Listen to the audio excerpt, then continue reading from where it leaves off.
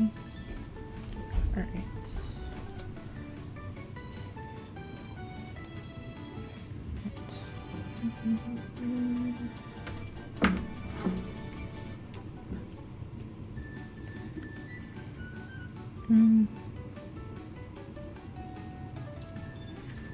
Welcome, welcome.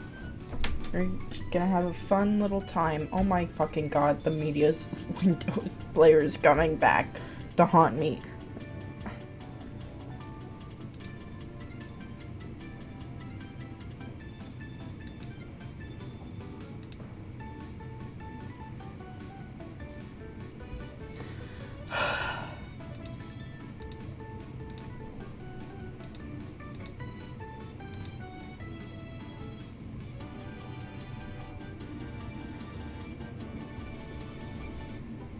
I can't see chat.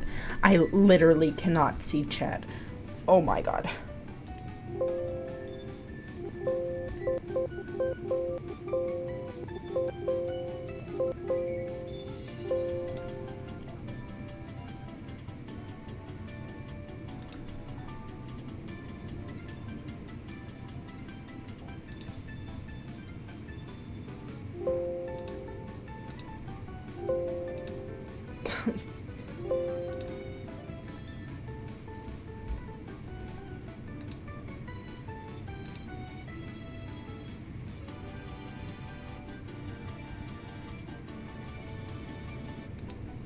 I don't know what's happening. I do not know.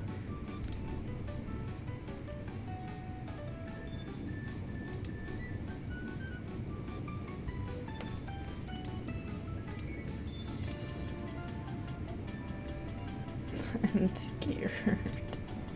What the fuck?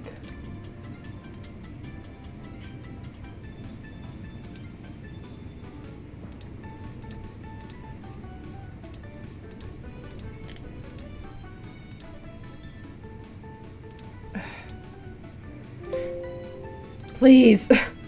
Oh my god, get out of my fucking way.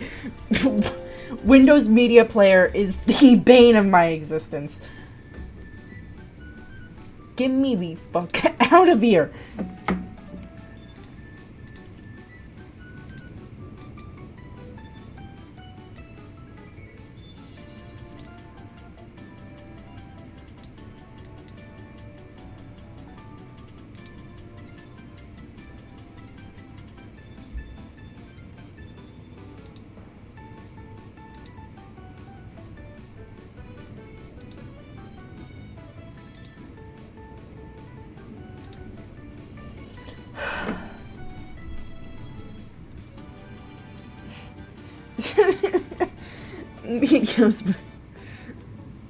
Why the fuck is this happening to me? Okay, whatever.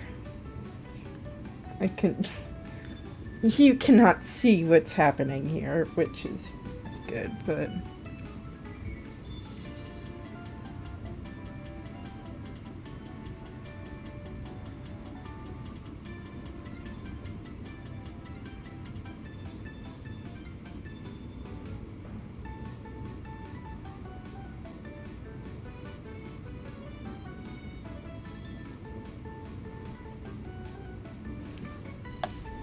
Okay, I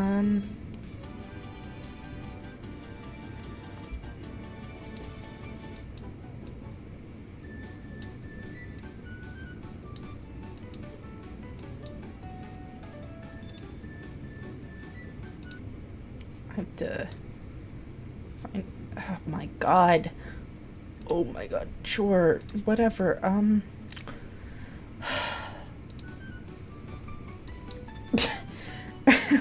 Why does it keeps on returning every time I fucking close the window?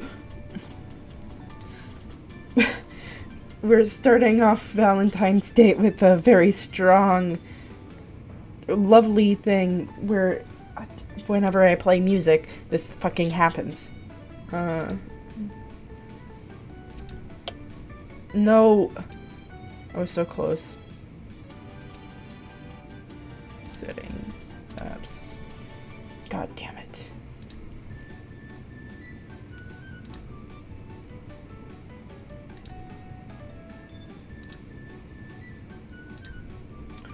I have deleted Windows. Like, what?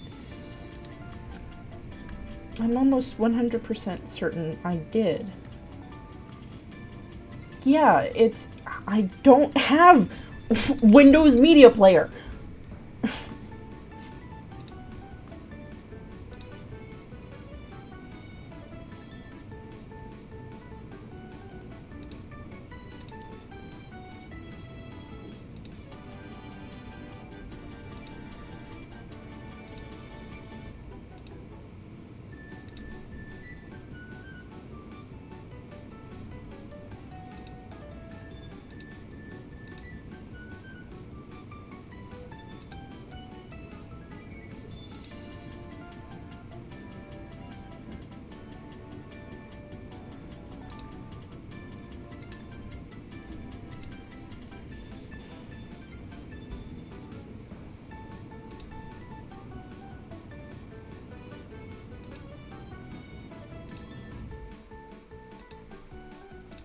Alright.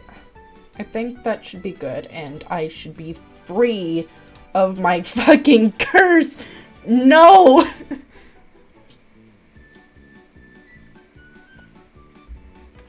Get me the fuck out of here. It's not like I'm pressing anything, either.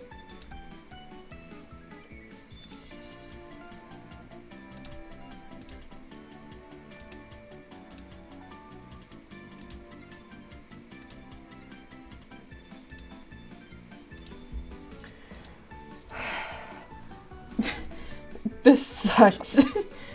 And all you're seeing right now is a starting soon screen, so that's fun, right?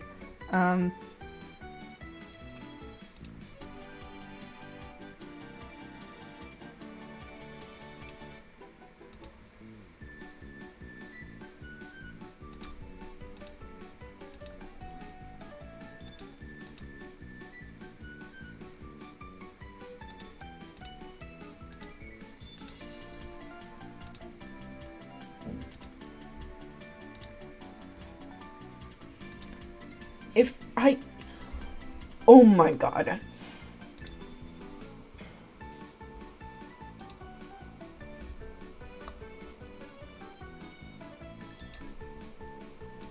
Get me the oh my god.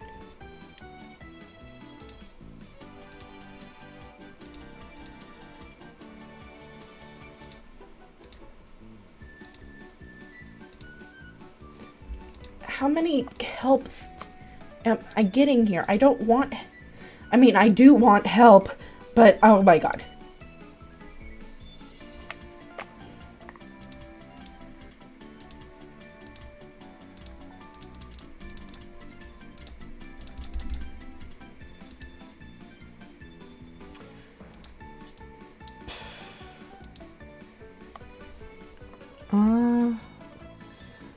Let me try and pull up chat on my fucking phone, because I'm not getting anywhere. I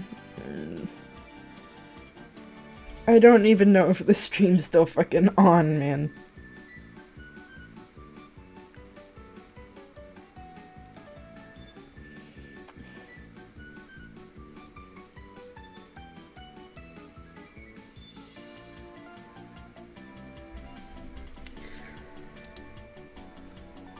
Oh my god. Is it over?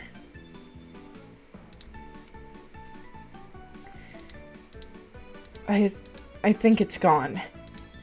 I think it finally stopped tormenting me. Oh my god. Thank... No!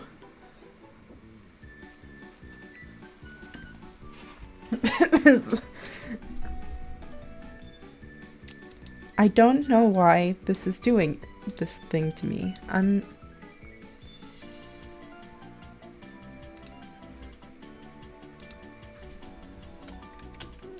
Where is alt?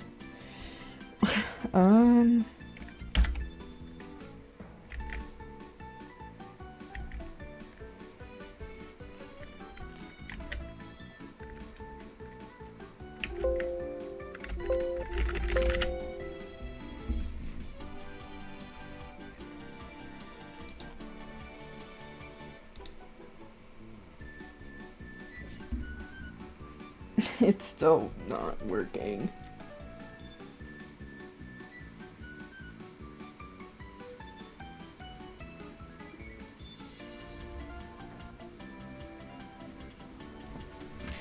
Okay.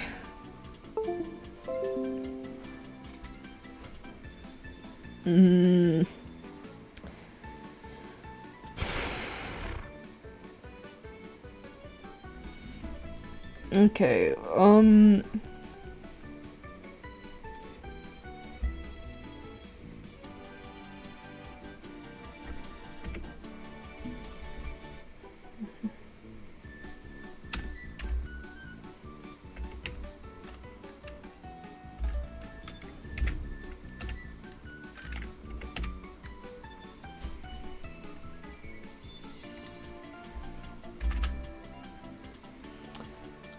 okay, God damn it. Get me the fuck out of here.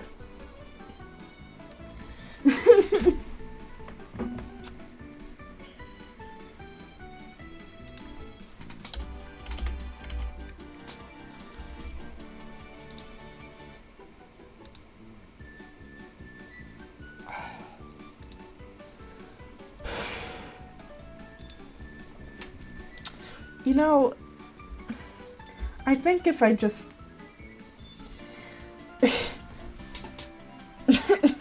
This fucking sucks. Oh my god.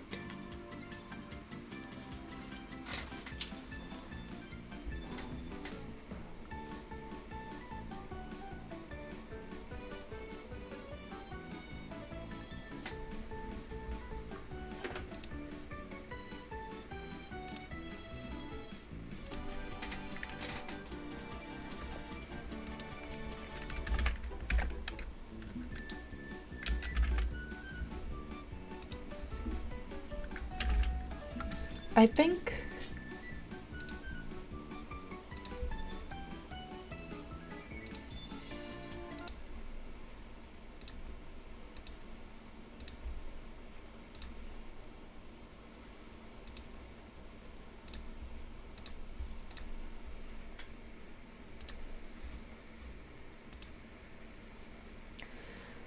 It's still not going away, even after I... Ugh.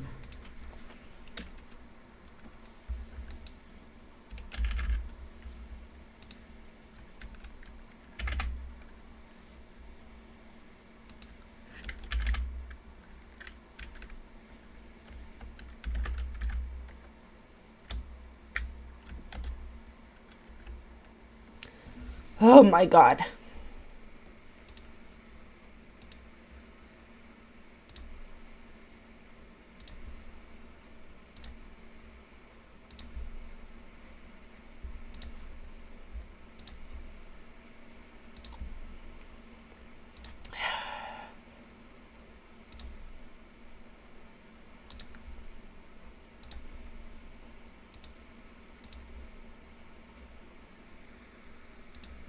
It is not going away. This stream should really just be called Meta cannot get the fucking media's window fucking player to work.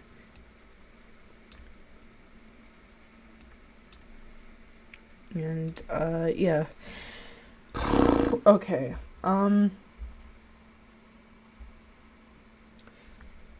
let's...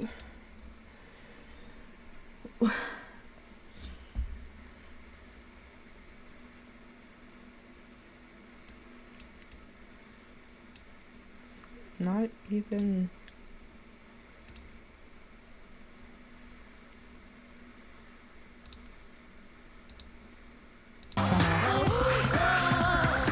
Alright, well, that works, I guess.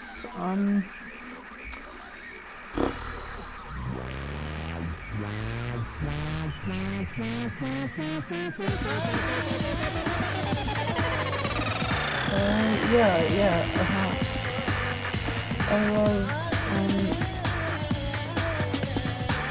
I love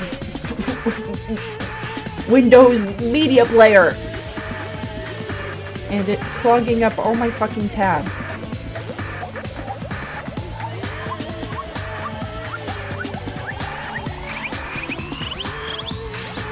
Ugh.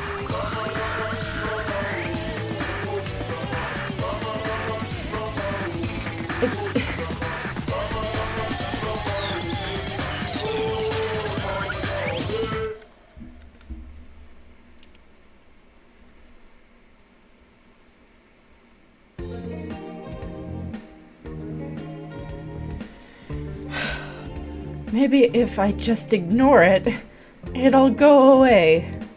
What do you think? I'm not too sure that'll work, but... Ready? Wow. Mia, hey, can you send me that? You know, yeah, sure. I love streaming. It's my favorite it is my favorite activity. Why the fuck does this happen every time I go live? It never happens when I'm just, like, doing any normal other shit. Like, okay, whatever. It's been a cool 17 minutes, and... can't tell, for the most part, what was happening, which I guess could be a blessing. I'm not sure. Okay, oh boy. And that's gone.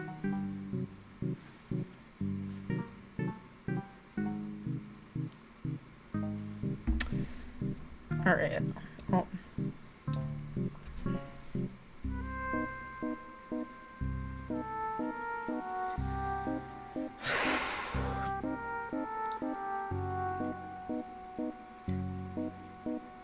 Someone just, like, really not want me to stream today? I'm really at a loss for words. It's just not fun. Whatever. I'll show you the funny haha cat, because I think it's cute.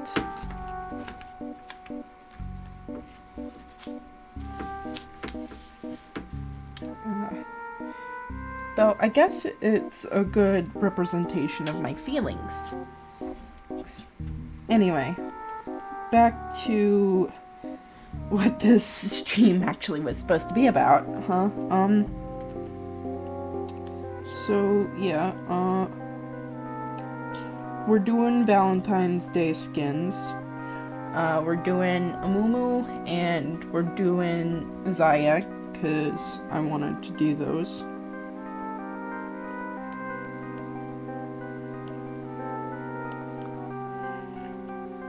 And actually, there's concept art here. I don't know if you can see it behind how silly this cat is, but I swear to you, it's there.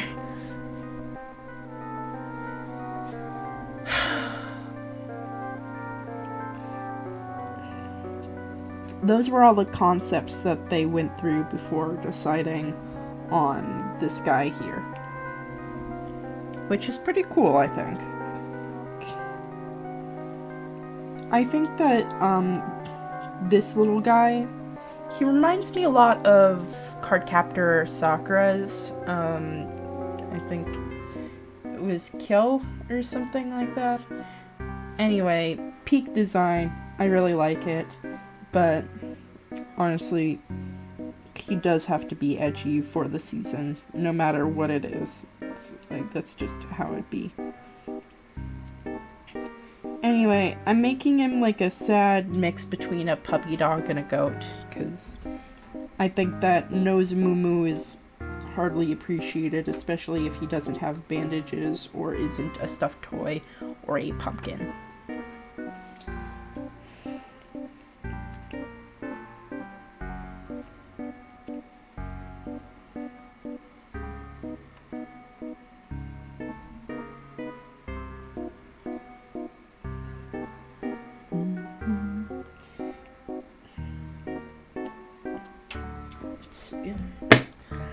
Anyway, I'm thinking of hopefully doing 2 designs today. That's the goal. That's the peak today. So, yeah, it'll be fun. I think that Amumu skins can be quite fun, especially because most of the time they bring life to otherwise it's kind of really boring skin lines or whatever. Like, Fright Night can be fun. It can be really fun. It's just that a lot of the time it isn't. But, like, Pumpkin Prince Amumu slaps really hard. It goes really well with the concept. And also, his eyes really work for that context, too. But, like, I'm more talking about, like, a porcelain Amumu, or whatever, where the idea was already kind of weird, or whatever. Well, not weird. It was a little bit boring for the time.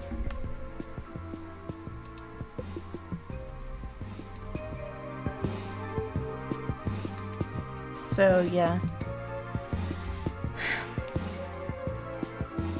Like, him having a little teapot moment with, like, a little mouse. That was fun. Very cute, very sweet. And I really like the concept of Heartache Amumu. I mean, it makes sense. Though it kind of blends in, like, to already, like, existing Amumu skins that are legacy skins, which are, Almost Prom King Amumu and Mumu. I don't know how you're supposed to say Emo Amumu in a sentence, but yeah, that one.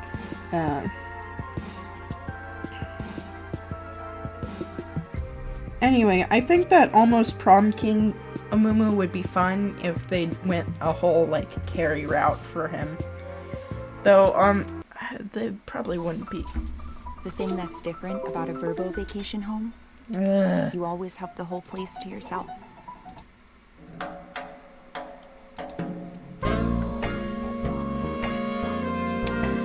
Like, I understand them not wanting to do that, though, because blood and just general depictions of the macabre are not in its target audience or whatever, but, like, if they, like, imply blood really heavily, I think it would be fun. Carrie references are always in style, no matter what the cast is. Anyway.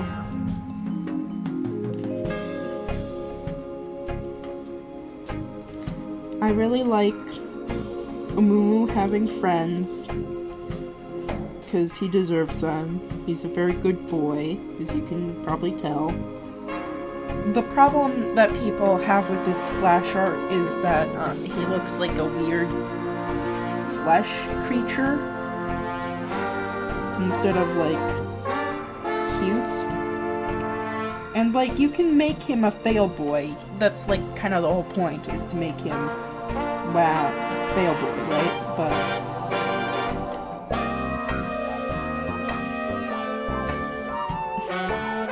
it's just kind of...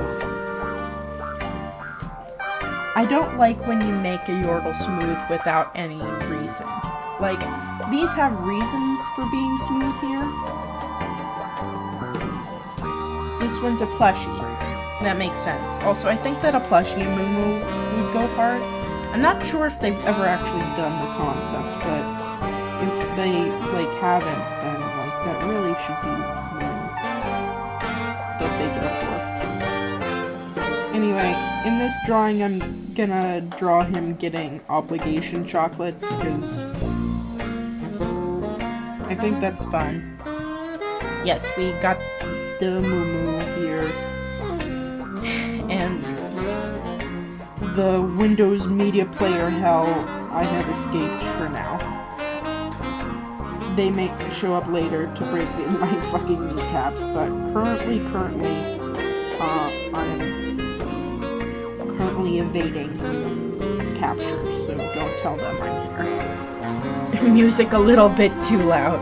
You're jazzing too hard. No! It was changing it around. Let me get that for you.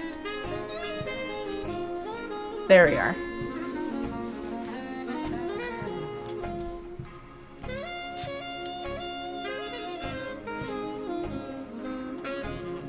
And, like, let's see. I think that, like, puppy / goat Amumu good. Also, yeah, I'm glad that it's better now. Because it's really hard to tell with how much it's been fucking with my volume. Am I at a good volume? I just need to know that. Also, we've got the guy's reference sheet here. He is so cringe, he's so fail boy, he's my boo-boo bear. My little prince of darkness, my little ray of darkness. My scrimbly. No, he's not my scrimbly. Also, I'm good. I'm glad I'm good. Let's see. There isn't really much to say about, like, the heartache lines. They're just kind of cute. Though I think that this Mumu right here is the one that they should have gone for. Cause, like, just kill, designs like stuffed animal Amumu would have been pretty fucking sick. Also, like, that it would have kept him, like, furry.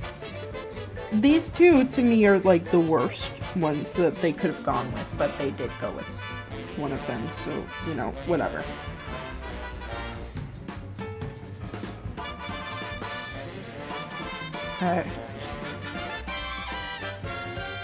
I'd love to give him more stuffed animal features, but I like the idea that he's just, like, a regular student that's going to the school or whatever. He's just,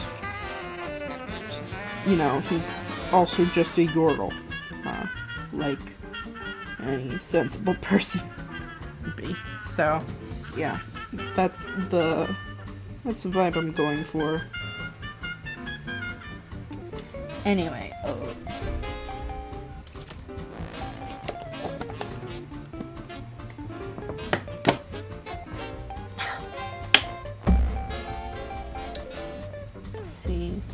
freelance surgeon. Why the fuck did I write this in my notes? Oh yeah, astronaut skins. Are you excited for any of them? I'm actually, like, happy that, like, Ivern's getting an astronaut skin. I think that'll be fun to, like, work with.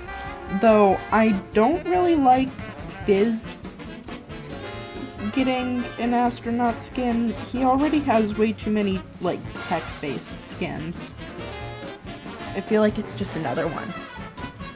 Watching the splash and side pics is really reminding me to Jack Spicer for some reason.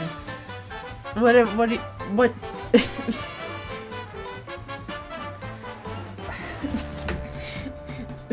normalize being consumed by hatred.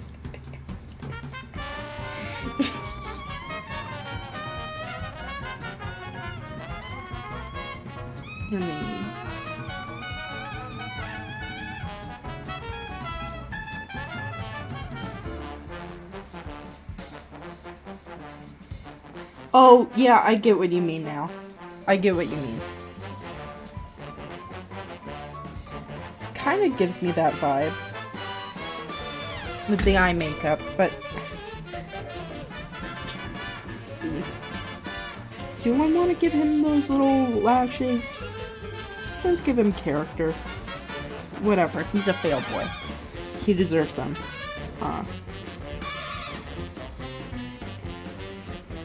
I like the idea that he's like the one kid in high school that's using his chain as like a tail or whatever. And everyone's like, yeah, Amumu, that's great. Because there were kids like that at school. So, honestly, they were way too powerful.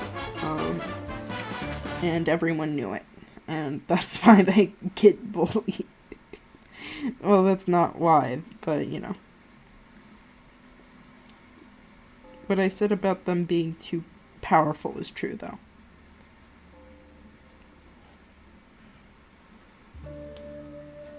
Astro skins are kind of generic, in a literal way, because I can barely tell a champ from another at this point. I'm just, like, I'm always going to state, I'm going to die mad about Astronaut Vagar.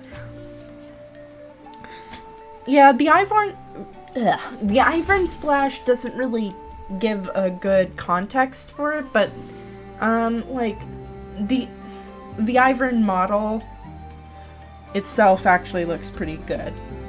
I'm just happy that they remembered him for once. It's kind of rare for League to give him a skin, so, you know, at least it's a decent one. And also, I like the idea that he's like this, like, tall, bendy, gray alien kind of creature or whatever. I think that's a fun gimmick or whatever, right? Kennen is alright.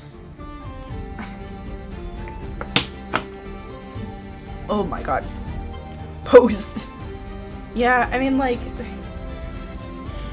it's just called, do you wanna, how much money do you wanna spend League of Legends the experience, you know? Honestly, the best skin, not in this lineup, but in the line in general, is Corki. Because Astronaut Corki is just so immaculate. Like the way that his plane is shaped is so, like I want to chew on it. Like, that skin goes crazy. But in this lineup or whatever, I think that Singed and Xerath are actually the top contenders. Because Xerath, because of that splash art, and also its model's pretty good too. But Singed, because they went the whole, like, Psychonauts villain or whatever. Did you see the fan art of Star Guardian's Right shared on Twitter? Is it the one that you liked or whatever? Because I didn't really take a good look at it. They cropped the Yordles? No! Why the fuck would they do that? Riot really just hates... just fucking hates me, I guess. Oh, hates all Yordle lovers.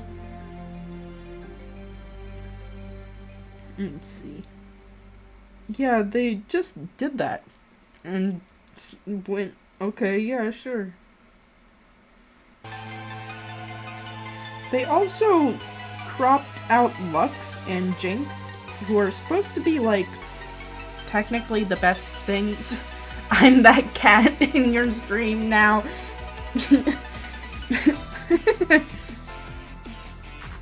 So true. Normalize being consumed by hatred, chat.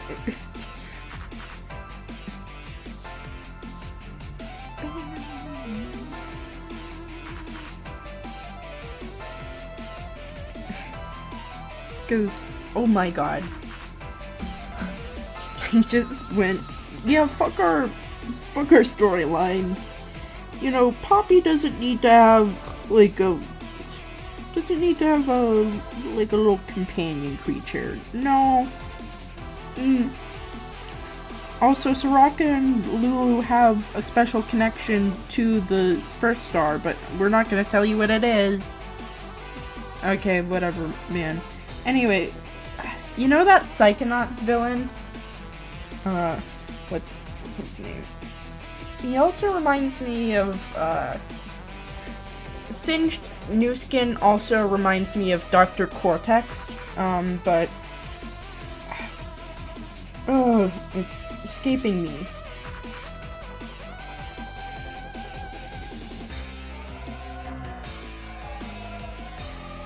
It's not... Okay, Dr. Lobato. He reminds me of Dr. Lobato. So, yeah, very good. They actually went and did something with the alien theme. They really do that for something. It looks like Freezer from Batman with a tall tube helmet. Yeah, it fucking rules. Because, like, with Singed, you don't actually have to be, like, pretty or whatever. You just kind of have to be mad scientist-ish, and honestly, they nailed it. So, that's good. Freezer, lol. Mr. Freeze, yeah.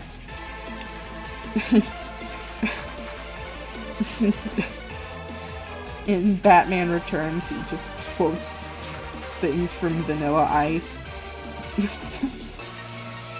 Also, I don't know why Freezer is from Dragon Ball.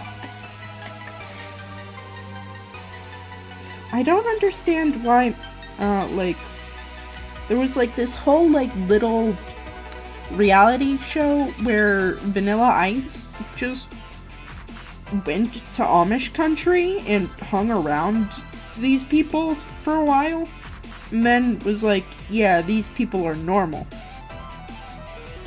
Frieza, my favorite Neo 2 boss, is voiced by Frieza. It's cool that they, can get those people to, act in, video games and that kind of stuff, because I think that they did, an incredible job in, that first arc, yeah. Also, hello, Golden. I have triumphed over the evil called Windows Media Player for the time being. So, yeah, that's what's happening on stream currently. Well, this is supposed to be a Valentine's Day special. But honestly, I'm just I want to talk about the astronaut skins, and I want to talk about the Magalore epilogue. Windows, more like wind blows. So true. If Steve Jobs had a car, it would not have windows on it. God. Yes, Magalore content. I'm gonna give more of it, because this goddamn is my boy such a girl fail. It's so crazy. I love how the Kirby fandom's just wow, this guy's just a soggy piece of cardboard. He's so polite. He's going to super hell for his crimes. I'm not sure if, canonically he, literally died, but it would be funny if he did. It would be really funny if he did, canonically die and then just crawl his way up from hell and then make a theme park. Using the power of capitalism. Magalore content just fucking rules, man. Magalore lore. Let's see. There's this whole thing, because he's an interdimensional traveler, and his actual home planet or whatever is Halakondra. And it's this volcanic place that's like very futuristic in its technology and that kind of thing. It kind of looks like kind of like Shiverstar, but if Shiverstar instead was with volcanoes. Fun fact, Mago means wizard in Spanish, or magician, I guess. That's pretty fucking sweet. I think that, like, there's a couple facts about him, like, in Kirby's Majo Megalore. I mean, like, in Kirby's, like, actual, like, weird writing system or whatever, like, his name approximates something like False Paradise, which fucking rules. My man was built from the ground up to be a liar. And I'm just like, beautiful. Also, apparently, originally his little tufts at the top of his head were supposed to be horns, and also the reason why he has yellow eyes is because yellow represents betrayal in Christianity. And that's a true fact on his, like, first ever character sheets.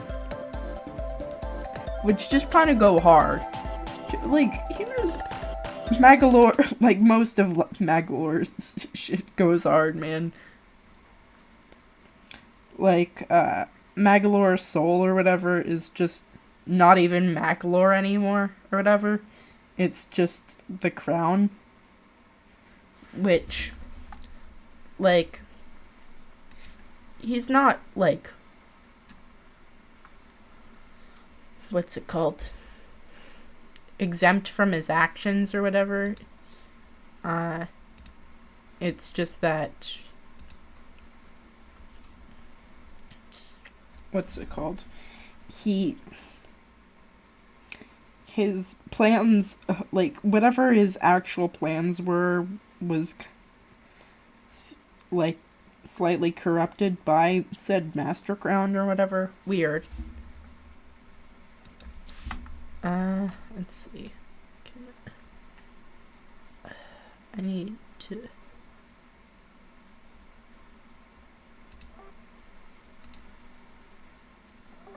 When you...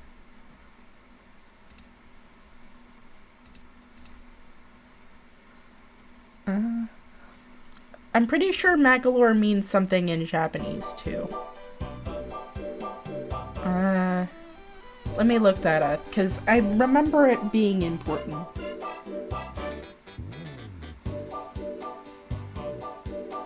Anyway, I really like his new outfit.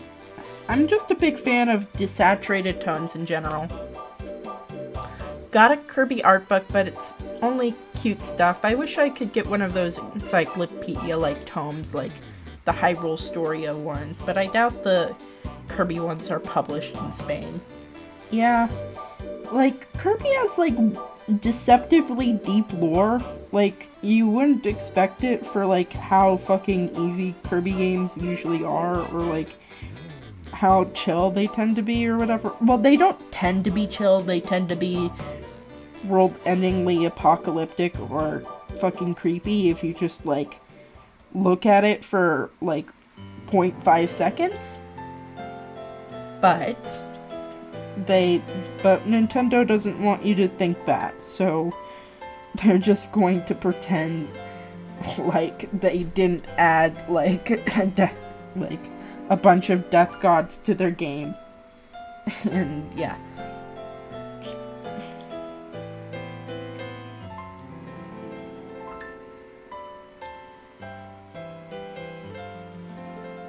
Let me see. So... oh yeah, in the Japanese games, Magalore is implied to have a little foreign accent, which is really cute.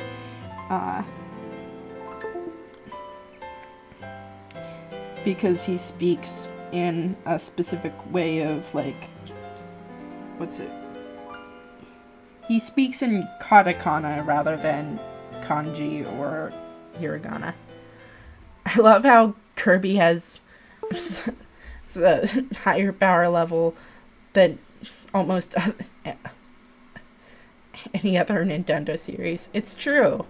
Including goddamn Super Mario Galaxy stuff. Yeah, like, Rosalina's just like a fucking god in that game, and we just go, yeah. But, like, in Kirby, there's just intergalactic wars all the fucking time. And we go, yeah.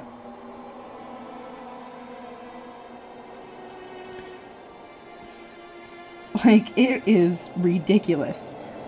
Also, it's kind of crazy the amount of times that King Dedede gets possessed.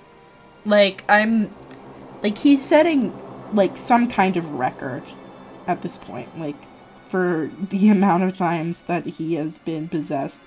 But a lot of the time, Kirby just has bad judgment or whatever, and, like, thinks that King Dedede does something, and in fact, he's actually, when King Dedede's actually the good guy, and it's, like, actually been the only thing that's been stopping the evil force this entire time. Kirby surviving in the story mode of Smash is Sakurai saying my OC is better. True, but, like, if you direct a game, then you can do whatever the fuck you want, so Kirby is his son. He can't have that.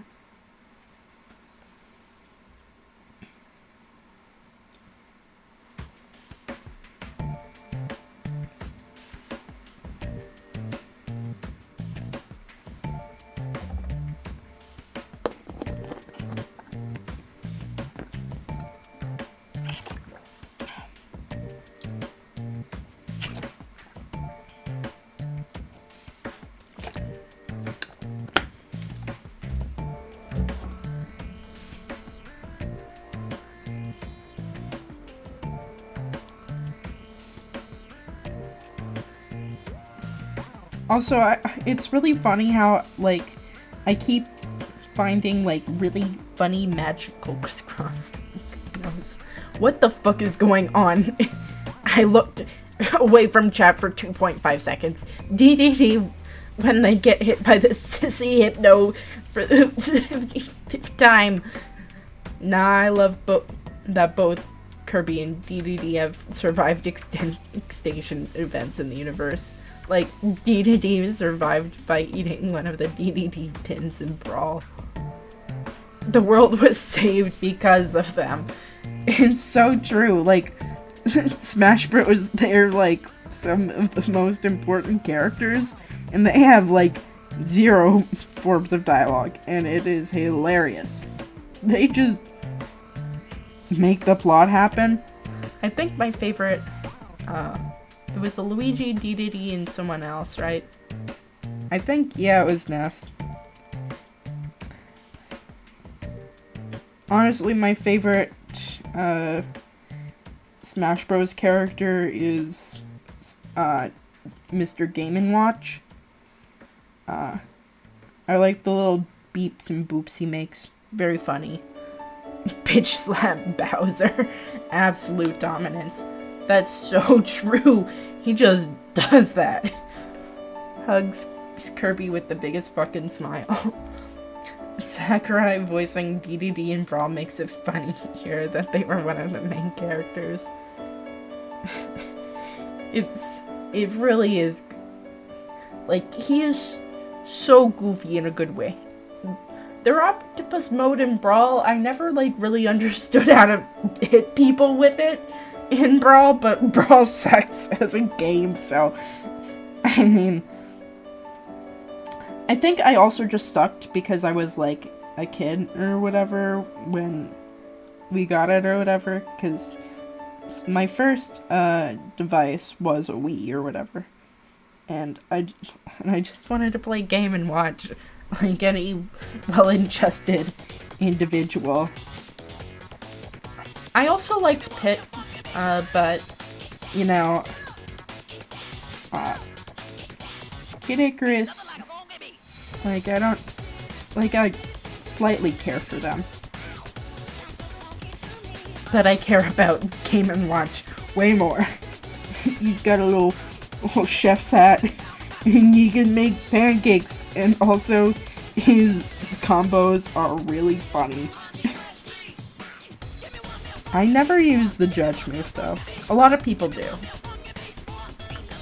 They got Game Boy games on the Switch Online, and one of them is the Game & Watch Gallery 3. My first game ever was the second one. Fucking nostalgia, man. I'm old. I mean, your username's literally Nintendo 64. Yeah, Melee, a lot of his moves are just unfinished, and it's really funny. Also, he is the lightest character in that game because he's flat, which is a really fun fact. What is it? His up air is, like, always the most, like, broken thing in, like, every game he's in. Well, it depends on which game, actually, because they tend to, like, either... Like, I think they buffed it, actually. Yeah, the goddamn paper. Though, like, I wouldn't ever draw Game & Watch, you see, because, see, there's not really a lot that you can draw him doing. I'm gonna make him, like, do that. Project M and Ultimate, they're just a menace, yeah. Yeah, the Game & Watch shield doesn't cover him entirely on Melee. Yeah, like, he's just got a lot of jank in Melee, and it's really funny. I think that, like, the hitboxes on his pancakes and fish in that game are ridiculous. Though, I don't think anyone uses him in competitive because he's so easy to knock off the fucking screen. I love that Game & Watch and BKX have absolutely terrible shields.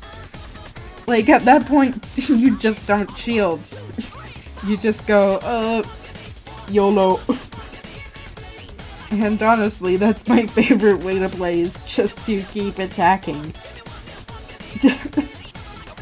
My favorite Pokemon strategy is to not do any setup moves and just use the most powerful moves that are, like, effective. That was, like, how Child Need finished most Pokemon games. And I didn't even realize that, like, Recycle had any purpose. So I was like, this game kind of sucks. But yeah. Who's your, favorite, Smash character to actually play? Also, if they put Magolor in Smash, I'd be so fucking happy. You would have no idea. I'd literally I'd die. I'd die. Why tail whip twice when you can tackle 10 times? Exactly! Exactly! No brain. Just punch. If you just, like, hit them, then you can just do it repeatedly. Dedede is, like, surprisingly one of the most mobile heavyweight characters. Like, I cannot play Bowser or Ganondorf, really. Because, like, it's so hard for them to, like, move in the air or do anything once they're really off the ground, besides, like, Bowser's, like, fucking spin or whatever, right? Or, like, punching. But, like, with Dedede, you can fucking go anywhere. And you can just hit people. And you can just rule that, like, area or whatever. And you still get heavy attacks, which just kind of... He's just kind of baller. You know, you just kind of ball out.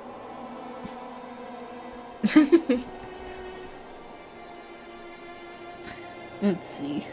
Though, I think that my idea for, like, the Magolor timeline, like,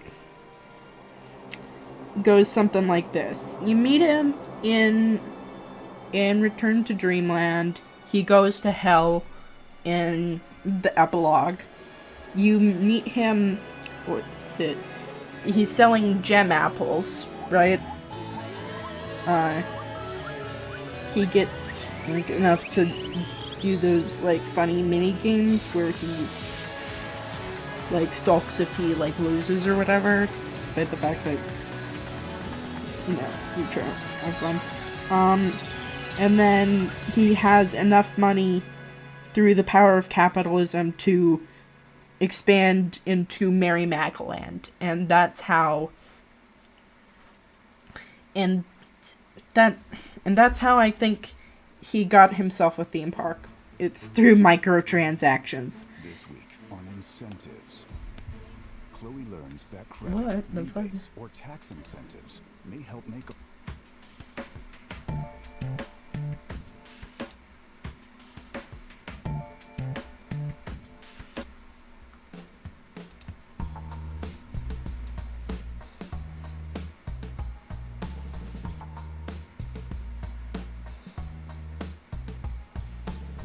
A liar and a wizard's what he's referred to in the Star Allies menu. He is so funny. Everyone's like, he fucking lied to me. We need another Kirby rep in Smash. I've always wanted Nightform Dark Matter, but Macalore is such an easy fit at this point for how popular he's become. Yeah, better than Bandana D. That's true.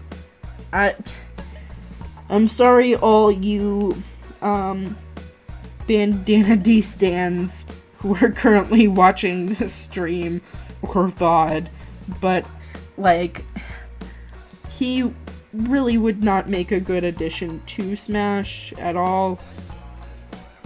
Like, cause I feel like with any like other character, right, with Morpho Knight and with Galactonite, they wouldn't work because they would just be seen as like side to Meta Knight himself, because they are basically, well, there's a reason for that, but as much as I love Bandana D, I don't see how the fuck he would work in Smash. No, but the up B would be him spinning their spear, though. Genuinely, what they say about them. The copium's really hard here, guys, but, like,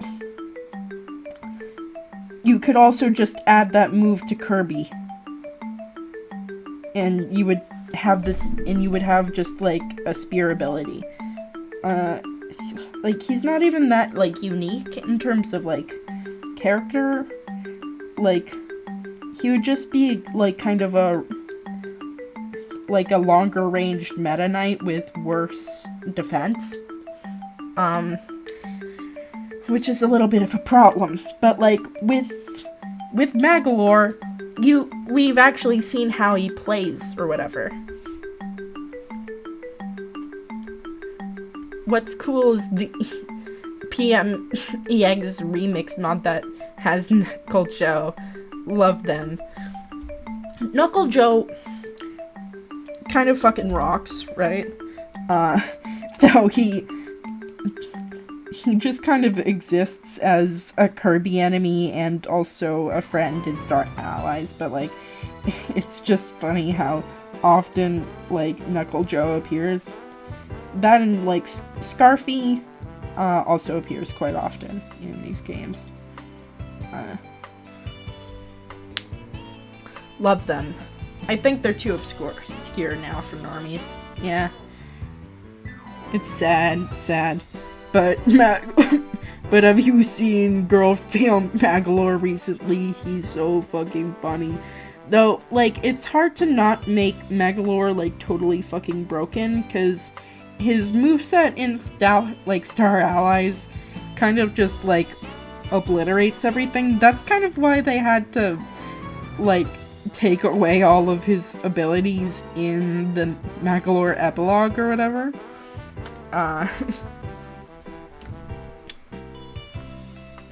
Most Star Allies characters are basically Smash Bros already.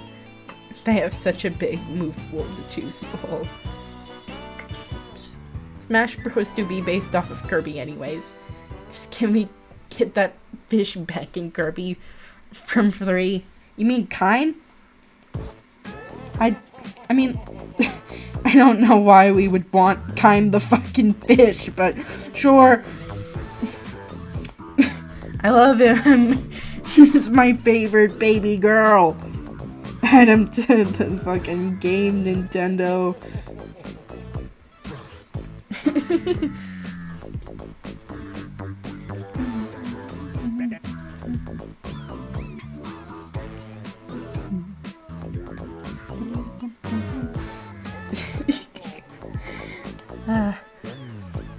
Kine, yippee. It's from 2, too. The reason why I know these names off the top of my head, like, at all, is because of the Kirby anime.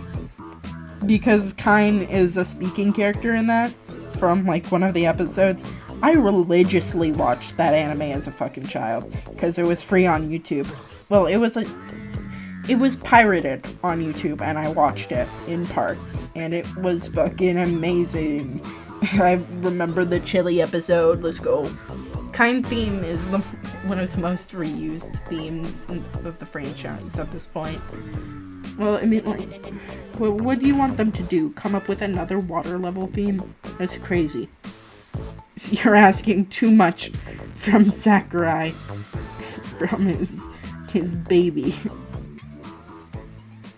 Anyway, yeah, they managed to, like, really the thing about it is, can I commission you to make a Kine fan cam? I don't know how to edit, man. I know Ricky talks in an Australian accent for some reason. Yes, Ricky the hamster does talk in an Australian accent quite often. Like, he's the most talkative out of Kine, Riku, and Ricky. It's weird. I think, like, Riku doesn't really, I don't really remember Riku talking at all, actually. Also, I like how they made Chef Kawasaki, and they went, oh, I know what he needs to be put with a bunch of other characters that kind of look like him. And that's kind of how they, like, formed Cappy Town. And honestly, that's great. Like, I always thought that, like, Chef Kawasaki was, like, a weird side character for some reason, but no, he's, like, one of the most recurring bosses in the entire game. Yeah, love the yellow bird that's, like... Meta Knight talking with a Spanish accent with random guitar strings is so fucking fun. It's true. I think the reason why he has the Spanish accent in the first place is because I think they were trying to make a Zorro reference. And, like, I don't think that Japanese audiences would get that, and little child me didn't get that. I was just like, okay, I guess this is just how Meta Knight talks. Chef Kawasaki is so important that it is Kirby's Final Smash and Brawl. Yeah, Chef Kirby is like one of those abilities that you don't actually use much in game, but like it is his most powerful. Like that is his ultimate. They could have used like Mike Kirby or Crash, but no, they went with Chef. Like Chef in the game isn't even that kind of thing. Bizarre conversation. I mostly watched the Japanese dub growing up. I mean, once I got to a certain point where they stopped dubbing in English or whatever, I switched over to the Japanese dub, and I was like really...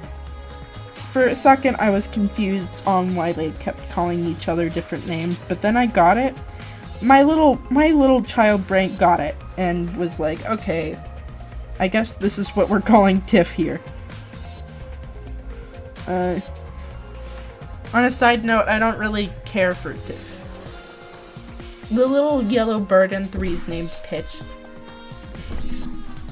And he's also in the Kirby anime as, like, Kirby's, like, awful roommate or whatever. Well, Kirby is just baby and can't speak, which, thank God, he doesn't talk.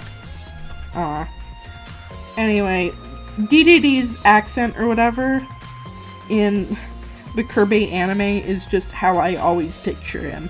Also, like, when I got to the games or whatever, when I was, like, just a little bit older, I was like, where the fuck's Escargoon? Where is he? I didn't really care about Tiff. I knew that she was, like, probably, like, a child insert character or whatever, but, like, I was like, where the fuck's my man? Where is he? Because I want to know the rest of the comedic villain duo. Like, come on. And apparently he was entirely made up. Yes, the goddamn slug. He fucking rules. Also, there's a band episode in which, like, I think someone, like, makes his shell, like, crack and fall apart or whatever, and he, like, gets embarrassed and is like, I'm naked or whatever. And apparently that was, like, way too much for American audiences to handle, so they decided to not ship that episode out to America. So, fun Kirby anime facts with Meta. Did you think you were going to listen to this conversation today? Probably not, but yes.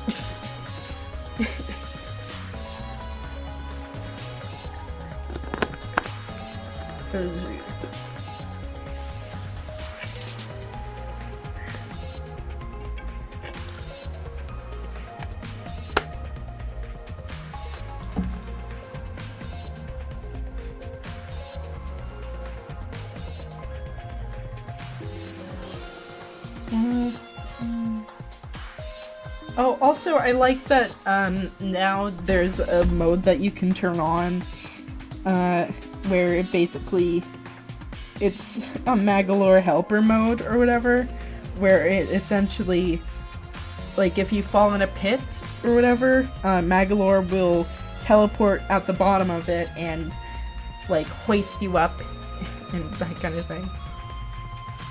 What do you think is more controversial, Nude Escargoon or the Porygon episode?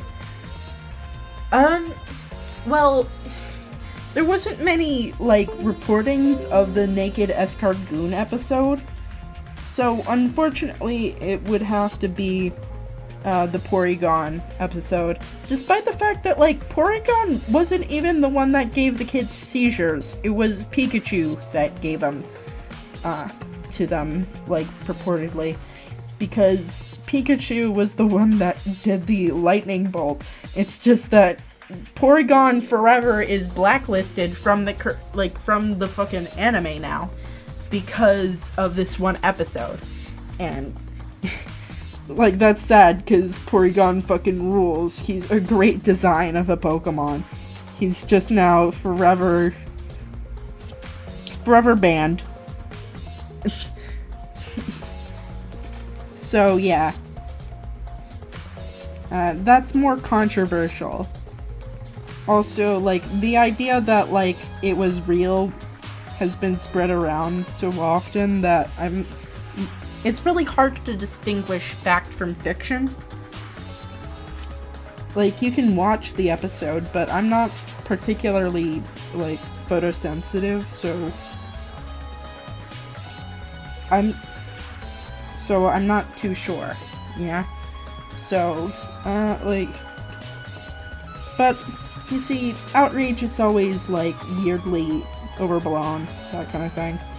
And it's always funny, though, because these products are meant for, like, kids or whatever, and Japan has different standards for what's allowed in, like, children's anime, versus what,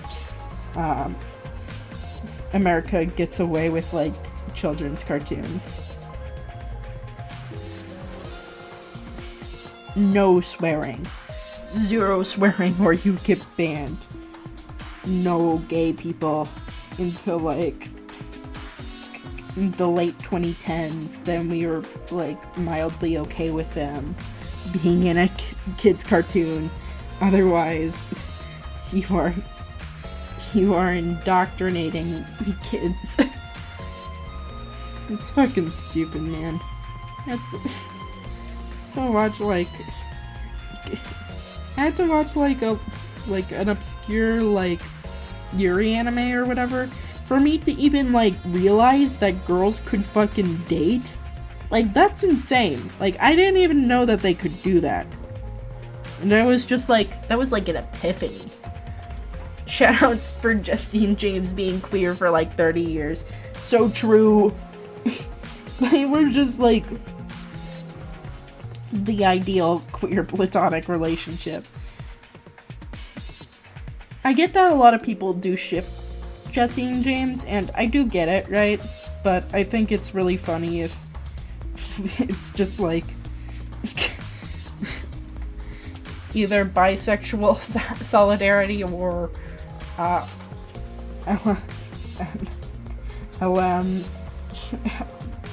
WLW solidarity and Meowth is their straight fucking friend. Also, I really like Meowth's accent. It fucking rules. And honestly, if they get rid of Team Rocket, I'm going to be upset. Like, I don't really care about Ash that much. But like, Team Rocket holds a special place in my heart. And that's like an honor. You're going next to all the girls. Yeah, I think that, like, them being non-conforming and, like, them being both really good friends would be fun. Because, like, I love how Jesse's always in, like, the suits and all that stuff. And James is always in a fucking dress. And they never address it. They don't bring it up once. They're just, like, they think it's, like, a little weird or whatever. Like, I think they, like, the one Moltres episode, they're like, I think he got that straight from his closet or whatever. But that's just, like, friends poking fun at one another, you know?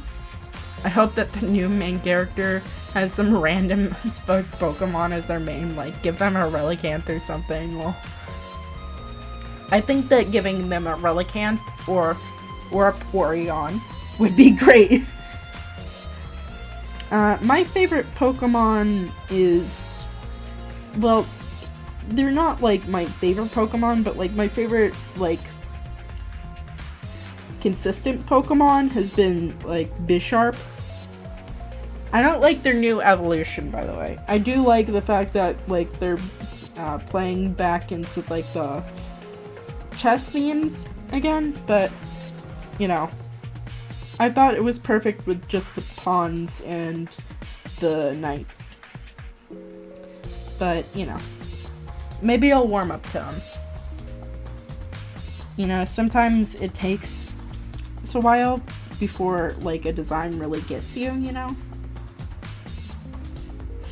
Like, I'm one of those freaks that, like, the ice cream Pokemon. Those guys fucking rule.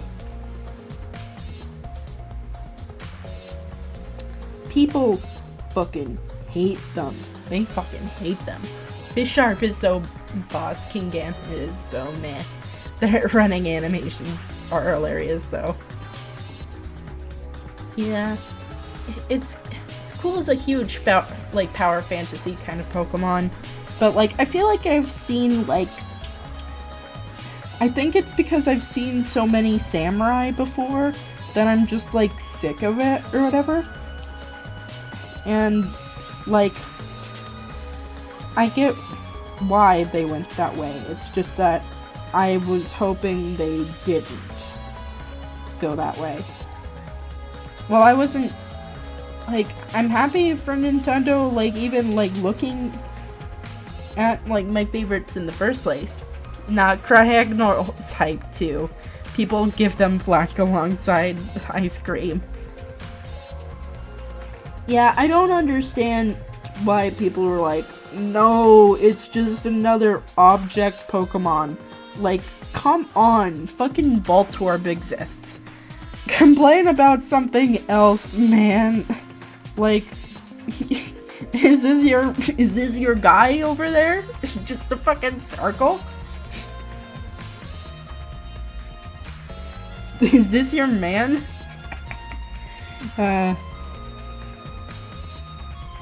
I think it was just a bunch of, like, it was, like, a bunch of, like, Gen, like, 1 people or whatever were, like, really against it. Goddamn Steel exists. Literally just Steel, but with one E changed. I love giving a spike to the top of a head and calling it a design. Let's go, Goldfish, Goldine, let's go. And it's not like it's like totally bad or whatever. I just wouldn't get a plush of Seal. I would see, the thing is, right? It's based on plush ability, right? And I would not get a plush of Seal. I would get a plush of Spheal. I made a team with one the other day. His signature was basically a boring 80 dark physical move that never misses, and I coincidentally used it against him. Dude, making a minimized setup with Driflin Valerius. Sigilyph, my favorite. Gen 5 was so controversial. So true. Like, I don't understand. There were so many banger designs. Like, how can you forget about Cofagrigus? Cofagrigus. I have a plush of Barrel, even though they're just a beaver. Yeah, I mean, like, everyone has a favorite. It's just that, like, everyone has different kinds of flavors of their favorite, right?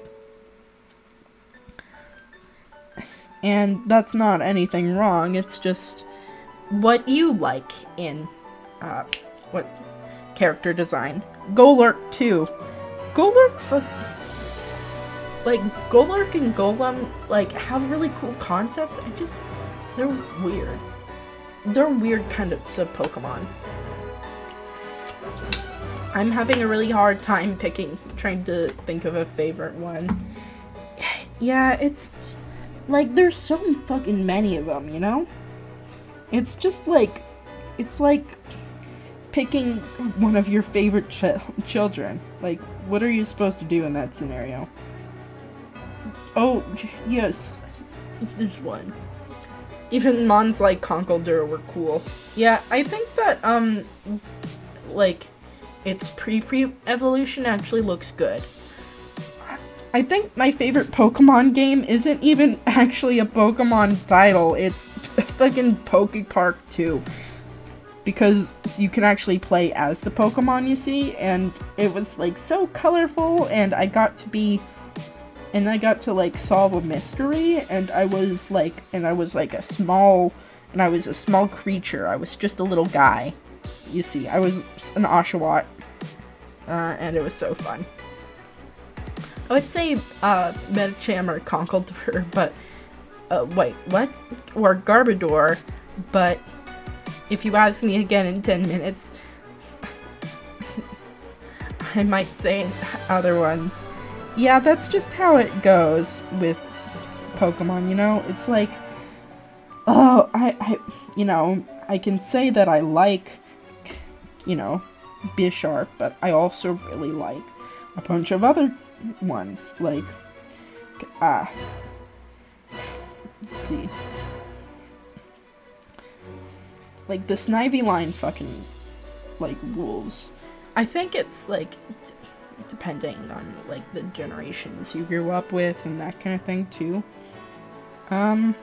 Manaphy as a kid, it was very unique and cool. Oh yeah, like I like Pokemon that like aren't necessarily all that like battle focused or whatever. I don't really care about that except for Klefki.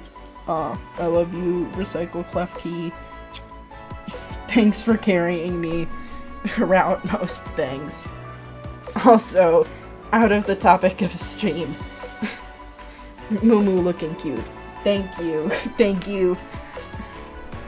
Stick around, we're gonna be drawing another drawing, which is crazy. Usually I end with just one drawing, but today you're getting two, chat. Rejoice. Yippee. My favorite Pokemon now are Glimora, Altaria, Ampharos, and Drapion, but there's so many good ones out there. A 2-for-1 stream deal? Yeah! We're gonna also be doing Zaya. So, yeah.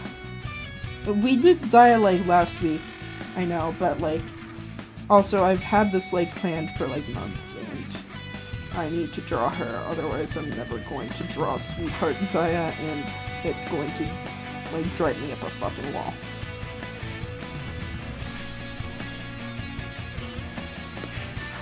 Anyway, let's see. Glimora, like, it looks so fucking cool. I also like Wishy-Washy. Fucking sick Pokemon. Combi, rules. Let's see, on the topic of Pokemon, what are some of your guys' least favorite Pokemon?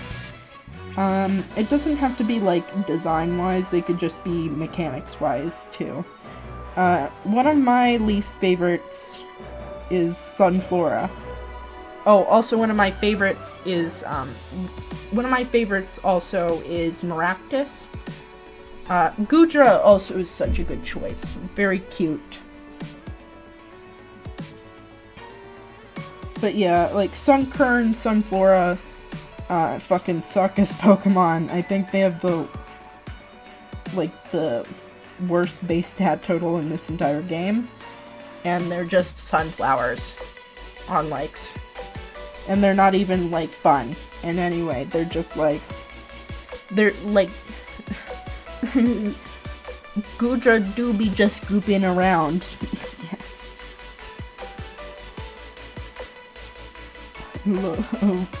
I love gooping around. It's my favorite It is her favorite activity. I think you know the TikTok I'm referencing. Which is funny, because I don't actually know the app, I just, like, passively know it from, like, YouTube and Twitter and Instagram. I don't even post to my Instagram. It's just there so people that, like, know me know that I'm not dead.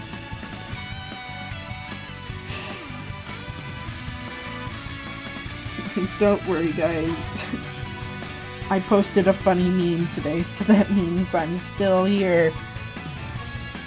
Reminds me of other silly grass Pokemon like Jumpluff or Bolea. Yeah, the fucking olive Pokemon. Crazy. Did they fix any of those bugs, by the way? Probably did. The Instagram is a second-hand meme history story source. Yeah, you actually do follow me on Instagram. It's weird. I'm like, yeah, this is for my friends and family, so they know that I'm, like, alive, and also, here's my mental state. I'm off the Zaza, guys. I just thought you should know. This is not an advertisement for my Instagram, by the way. I don't post anything on there. But I do post on, like, literally every other platform. Like, the other day, what's it called? I love I can be quite silly at times. I can be quite serious at times. Thank you. It's one of my masterpieces. I feel like it just encompasses my mood very, very well. I'm very silly, as you can tell, chat. Whenever I interact with friends, or whatever. Oh, the other day, Maro found where I live on fucking Reddit, which was really funny. I was like, oh my gosh, it's him, Maro64. Lolomola may be the most stupid Pokemon I can think of. Love her. How she makes funny howl noises at people when Love Disc already existed. See, Alola rules in terms of, like, being a sponge, but so does Blissey. But, like, Pokemon Pink... I do like pink Pokemon, but like, the thing is, right, Love Disc Heart. Love Disc just Heart. And Love Disc also, like, incredibly cute. So, like, it's really hard to, like, parse in my brain if that's better or worse. Because I'm like, heart shape good, heart shape great. I love heart shape.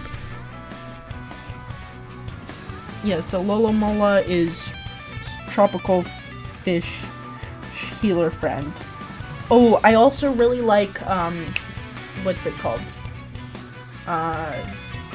Galarian form Corsola. Also Cryogonal in Digimon tier. Cryogonal's like shaking my head. Oh no, the girls are fighting again. But this is what I'm saying, right? Because people have different tastes. Like, some people enjoy Digimon, which is, like, news to me. I mean, I did watch the anime. But yes, Cursula fucking rules. But, like, Digimon, like, I can feel like some people, like, would actually prefer it. I don't know about the games. I've never actually, like, watched. I've never actually played those.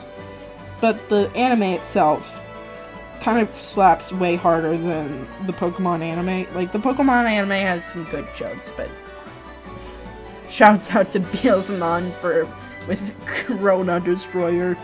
Let's go. Single-handedly stopped it all. I just needed him equipped, okay? Though I never really got the, like, what Digimon actually were. I always assumed they were, like, some kind of, like, Tamagotchi kind of system or whatever. Like, not in, like, the actual game, but, like, what they are. But, you know, I'm not really interested in learning the fucking Digi-Destined lore, okay? But yes, the first 3 seasons of Digimon, like, there's an actual plot, which is, like, crazy. That's, like, high-tier storytelling for kids anime. Like, that's, like, so crazy that things actually happen, and, like, actions have consequences. Like, it's kind of insane when you think about it. Like, who allowed that to happen?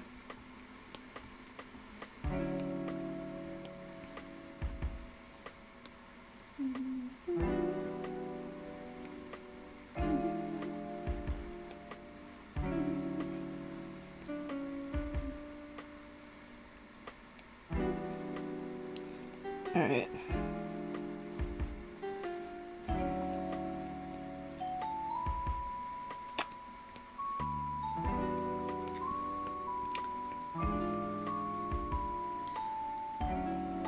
Puppetmon is just a puppet with a goddamn hammer. Also evolves into Agent Troymon, which is just a Trojan horse with cannons. I had a fighting game of Digimon for the PlayStation 1, and I can only remember Renamon. It was so brain dead broken, it was insane. like, I don't even really remember the, like, names of characters. I know there's one that, like, people make constant, like, weird fan art of. And I know it's not any of the other, like, goals or whatever. But yeah, the potato with wings does turn into a literal angel. And that's pretty funny. And it's given to the most useless kid imaginable. Which is, like, pretty appropriate, you know? You know, he needed some help, you see. And so they gave him that.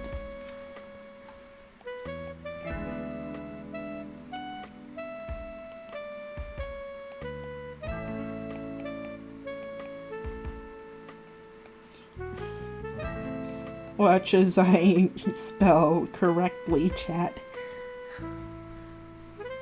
That's Renamon. She's the Lucario of Digimon. Renamon and Crystal, the OG furry makers. I think there's a second potato with wings that becomes the Devils too. That's crazy that they decided to go with the same premise. But I guess, like, at least they're keeping it consistent, you know?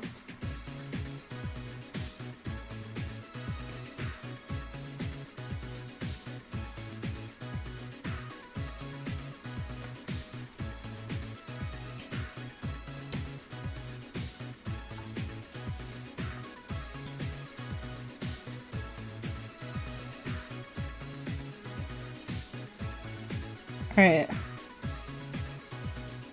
These hearts fucking suck.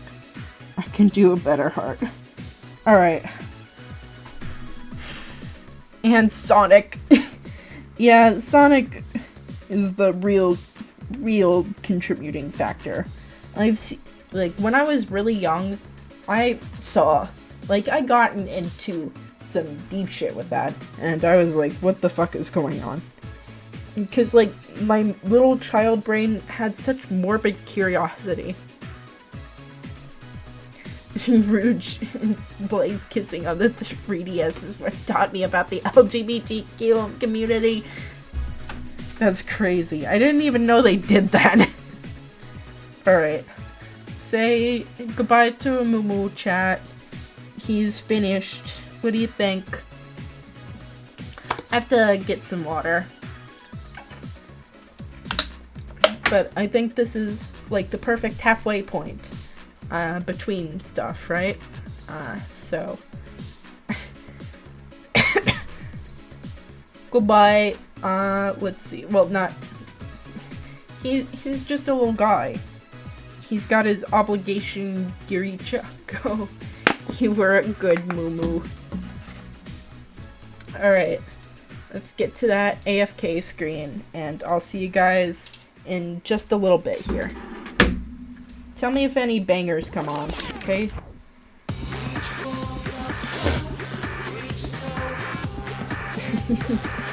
Alright, let's see.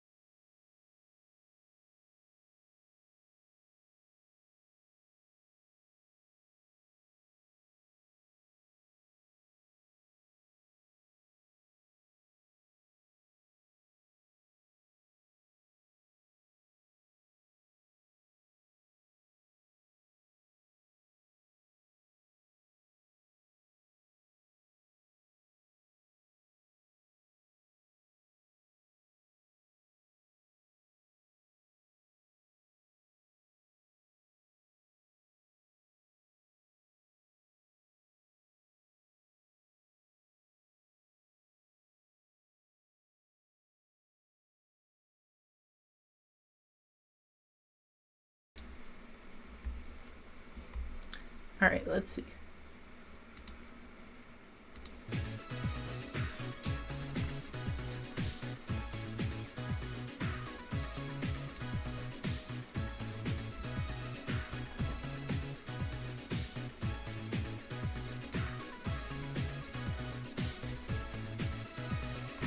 How do I get rid of an audio file? Ugh. Okay, whatever.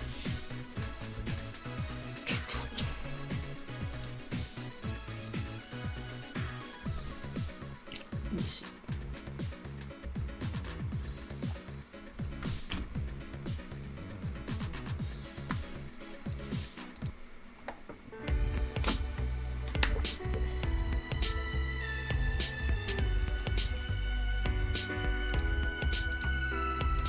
Close it in command prompt. Oh, it already worked somehow. I didn't even do anything, but I'll keep that in mind for next time. Anyway, I've had this like idea planned out for like a little while here. So this is like my first rough idea of what I wanted to do for her or whatever. Because the thing about Sweetheart Zaya is that she looks like this. Well, not in game, but like her idea is supposed to be that she's supposed to be like the darker side of love, and none of this communicates this to me at all. Also, it's just kind of like an ugly dress. I think what they were going for was like a Little Red Riding Hood or a princess type theme, but it's weird. I think I have the skin from random rerolls. Damn. I'm so sorry. I think that they're supposed to be swans, but I cannot be sure. I'm not sure if they're that clever. And, like, with, like, Rakan, I can see the idea of him being, like, a sweet, like, really fancied up, kind of, like, bubblegum prince. That can work. I mean, it kind of works. I mean, like, he's also kind of ugly, too, but we're not dealing with him right now, so, we're just focusing on one person at a time. This is my first rendition of it. I just kind of went with whatever I was going for at the time. Ugly. Yeah. And like Zion Rakan like makes sense to be placed into a Valentine skin line, because they're basically, their whole thing is that they're lovebirds, all that, right? But also, like, I don't understand how you can make this worse. Like, they did such a good job with, like, Varys and with Jinx, and with Yumi, for some reason. They also did good with Vi and Fiora. I don't understand. Like, I get, like, the fantasy aspect of it. I don't get it, but, like, I can see the, like, commercialization of, like, romance or whatever, but whatever.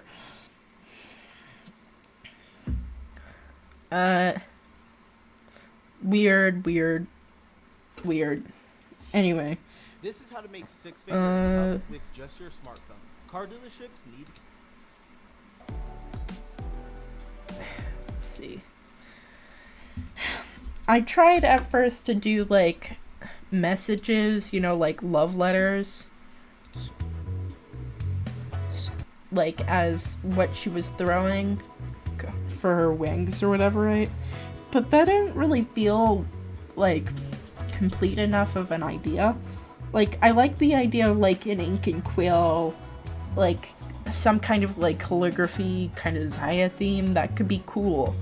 But I don't think that it was, like, fully... it's not a fully formed idea. Didn't really want to go for that. So, like, it's a bunch of other ideas, right? Because I wanted to give, like, a heart silhouette in a bunch of places, right? So here and here are the two most obvious ones or whatever, but there's, like, I tried to do one here, too. And, like, with her hair and that kind of stuff. But I think I was just focusing too much on the sum of its parts or whatever. And I like the idea of having, like, this bodice be, like, cracked or whatever, because this does not scream broken heart or anything of the sort. Though I think that the, like, missing eye is a little bit too much. I think it's a little bit too grimdark. I don't know what I was really thinking there. Besides, oh, this should be, like, kind of scary. But to me, this reads as... This is why you go through concepts, because this reads as a poorly designed OC. And I wanted to do something with the XO kind of symbols or whatever. I was just kind of going for really anything at this point. But I think what I want to keep is definitely the running mascara and also, like, the heart motifs and that kind of thing. So, over here is what, like, I got instead, which incorporates more of, like, the swan aspects of her design or whatever. Also, in another sketch I did, she has, like, a back that has a bunch of heart designs too, or whatever, but really I wanted to go for, like, a ruined wedding dress kind of look. And that's kind of where we're at. And also I went for the arrows piercing the heart and stuff like that, because her whole gameplay gimmick is about arrows in the first place. So I thought that having them be what's literally striking her heart would be a great representation of that idea of, like, love so, like, consuming or piercing that it gets the better of you, that kind of thing. And also I think that Zaya in, like, a ruined kind of wedding dress also fits, because you can have the train be her tail, or, like, her feathers, right? So that's what I was going for. So anyway, we're gonna do that for... That's basically what we're going for here. And, like, Rakan's this new playboy that she has this new, like, sudden attraction to, and that kind of thing. And I think that could be a fun plot line, or whatever, is both of them trying to realize the superficialities of love and relationships and that kind of thing. I know that they're not going to do anything with this plot line, but I can pretend like they're going to do anything with skin plot lines. I can pretend. So, yeah. That's basically what we're going for. Also, I saw this, like, puffy kind of wedding dress, and I thought that it fit the princess look much better than whatever is going on in Zaya's original concept here. So, we're even keeping it, like, kind of more in theme than before. I don't know really what that theme was, but, you know, we were going for it.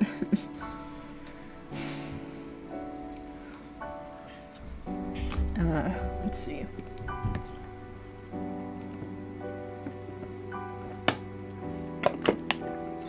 Did anyone play Planet Robobot?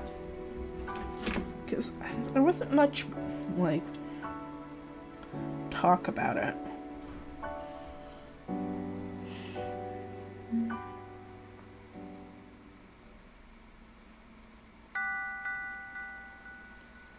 Yo, female prototype of Magalore. No idea.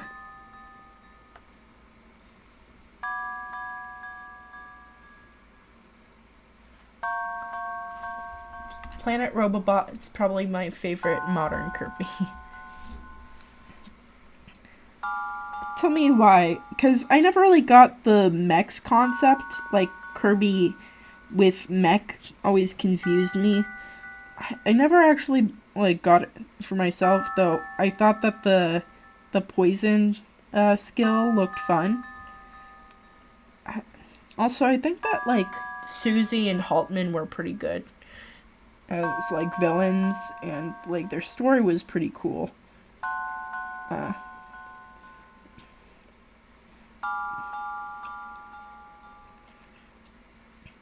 Though I don't think that most of the player base really played it, which is weird, because I don't know why. Epic Yarn was the last Kirby you played. Epic Yarn fucking rules. And honestly, there should be more references to it in modern games. Because Epic Yarn... Like, I even really, like, admire, like, Epic Yarn's bosses or whatever. Like, those guys go crazy. Like... What's the magician's name? He fucking rules.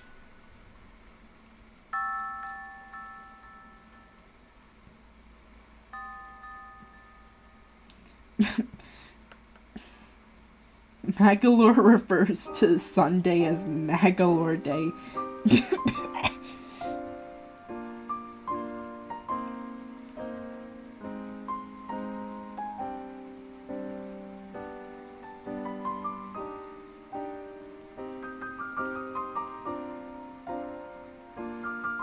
This was pretty appropriate music. Mech was the most enjoyable gimmick IMO. Robobot gameplay felt consistently refreshing, level backgrounds changed all the time. Same with all the different level design due to all the different mechs.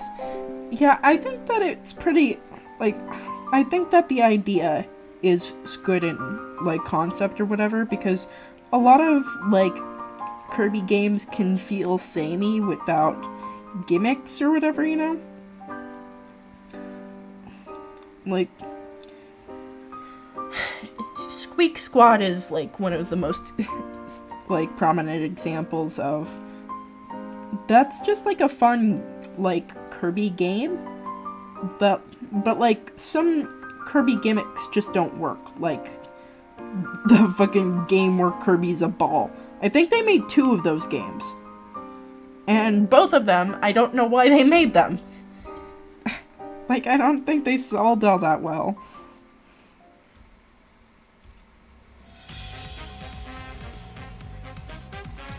But, like, I think that having, like, new stuff in Kirby, like, having new mechanics, is a cool idea. And, like, Kirby having, like, different, like, backgrounds and, like, his whole thing is that, like, powers and that kind of thing is fun. Though, I think that it would be fun if, like, there was, like, a really, really difficult Kirby game. Like, it has all the polish of, like, modern games or whatever, but, like, there's just an absolutely, like, awful mode for no reason, and that way, like, people would get more engaged with it or whatever if they wanted to. Squeak Squad's music's wild good for no reason. Like, Kirby music just bangs hard in general, though, hot take, I don't really think that Crown's all that good. I much prefer Magalore's Phase 1 boss theme. I don't really remember Marx's boss theme, though. I just remember his blood-curdling scream. Triple Deluxe and Return to Dreamland were great, but their power-up gimmick was mostly amounted to kill everything in sight. Robobot had tons of stage hazards that prevented you from going ham. Yeah, like, the power-up gimmicks in those games make it feel like a baby game. And that's kind of, like, the problem, right?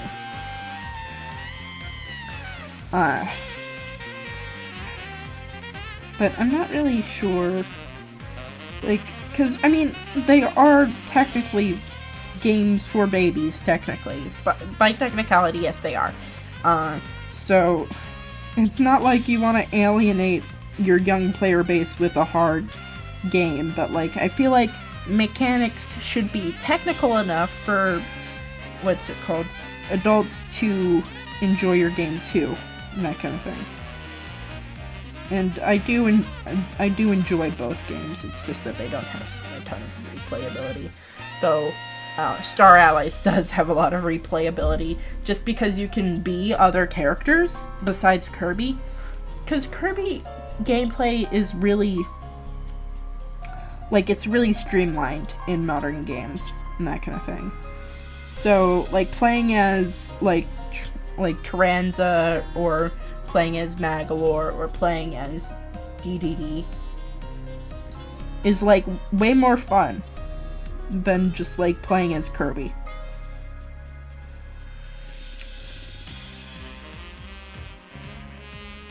And honestly, I think that, like, other playable characters besides Kirby was, like, one of the best moves that they've possibly ever made. I mean, copy abilities are always gonna be, like, the main draw, because, like, goddamn do I love copy abilities and all of the fucking cute little hats they've got. Crowned is fucking branded into my brain for how long it took me to get a diamond trophy to that song in the DDD rhythm game. It's goofy that some of the YouTube comments for Kirby Air Ride are super anti-Semitic, though Robobot is top tier. I'm glad that we can agree that Robobot is top tier, but, like, what the fuck is going on in the Kirby Air Ride comment section? Huh? Like, Kirby Air Ride is, like, a really fun game. Like, what is... Huh? Bro, what is you smoking over there in the Kirby Air Ride comment section?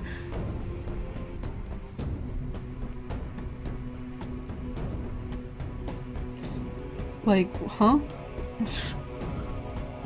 Militaristic sounds of the Brawl's legendary air ride machine rendition will mobilize our next generation of soldiers. Huh? I mean, like, the Brawl Meta Knight airship fucking rules. I thought that Meta Knight was like a villain in Kirby when I saw that cutscene before I saw the Kirby anime, and then I got really confused. I was like, is Meta Knight a villain or not? And turns out, in game, it's like, he's Kirby's friend for the most part, yeah. Go to Kirby Air Ride OST item bounce on YouTube. Wow, that one's the worst. Put that in the fucking stream.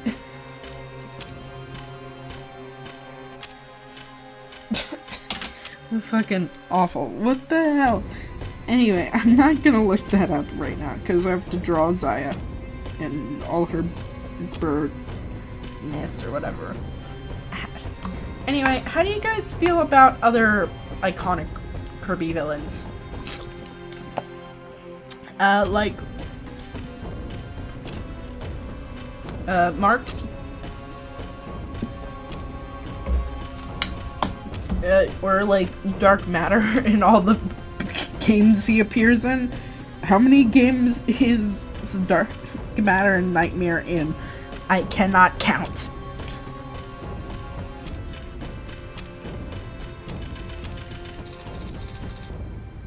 They're just, like,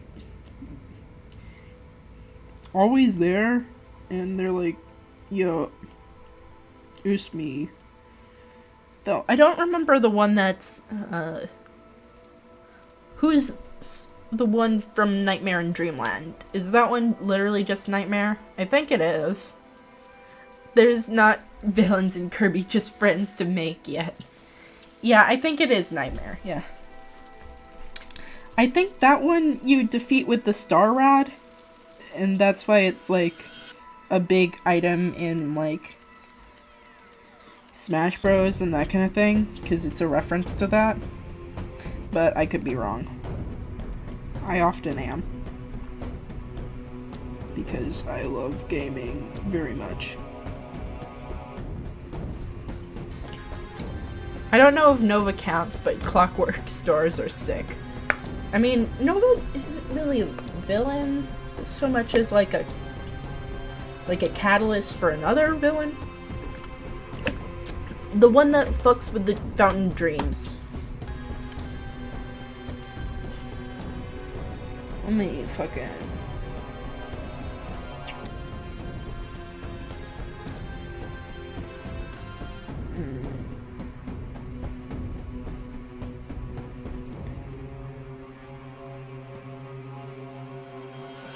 Necrodeus? What the fuck?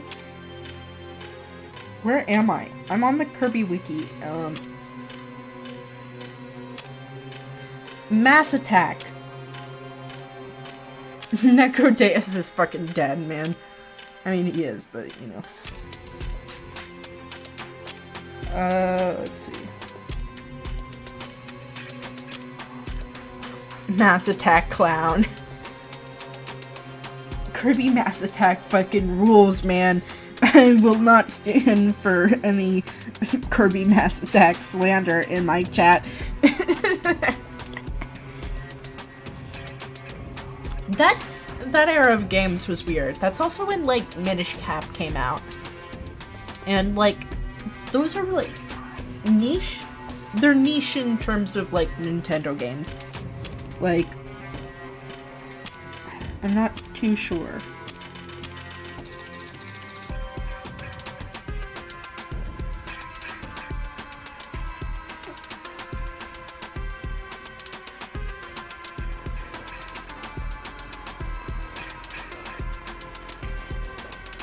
His Japanese name is also a portmanteau of magic and the lore of Starcutter's name, and is also pronounced similar to Mahoroba, which is an old Japanese word meaning wonderful place. What's this Resident Evil 1's director's cut basement soundtrack? It's Inscription. It's, what's it? A Final Duel. So, yeah. Fucking, that game, like, honestly is, like, crazy. I love it very much. Though, one of my friends almost stopped playing it because they kept getting, like, they kept dying or whatever. And I'm like, no, you have to continue because it doesn't, like, there's multiple loops of it. Void is cool. Yeah.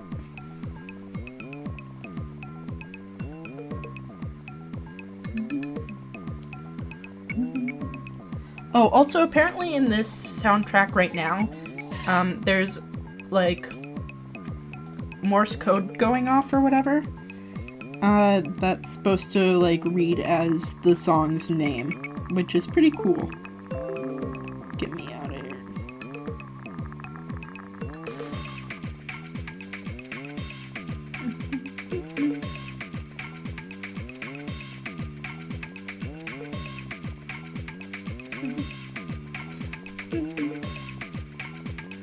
Alright.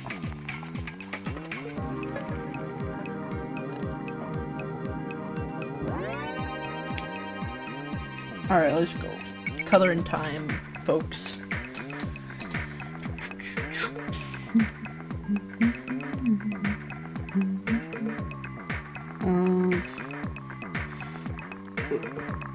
I love Kirby.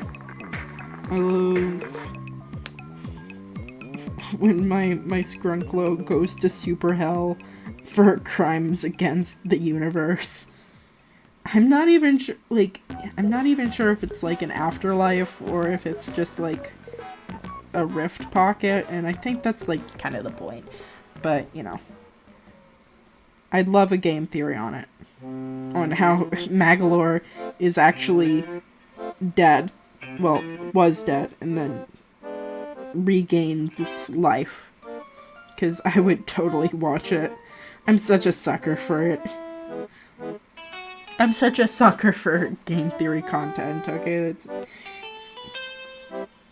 I mean, the guy gets, like, so much flack for, like, about nothing. He's just a YouTuber who makes dumb theories, man. It's not that deep. Elvis design's pretty nice. Another Digimon look-alike. Hey, look at this. Give me a...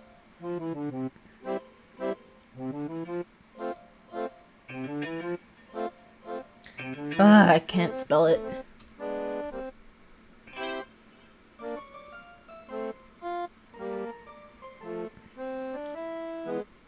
Oh yeah, what the fuck? That is a pretty nice design, but like, that's crazy. That is a Digimon. It also kind of looks like a sphere doomer. Discover the Ozempic zone. I think that the KS Elphys looks pretty cool.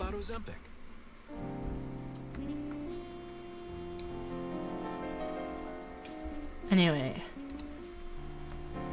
If you don't know how to spend this Valentine's Day or whatever, I suggest waiting the day afterwards. Because, first of all the restaurants will be booked. And everything's going to be more expensive. But also... like, the day afterwards, it's, what's it called? All the chocolate is, like, discounted because they need to sell it.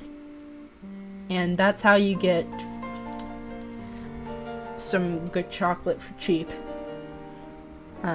If you care about chocolate, which I do. I don't know if anyone else does, though. Though, in your country of origin, it might not be as commercialized or whatever. Diabetes. It's diabetes to you, Morrow.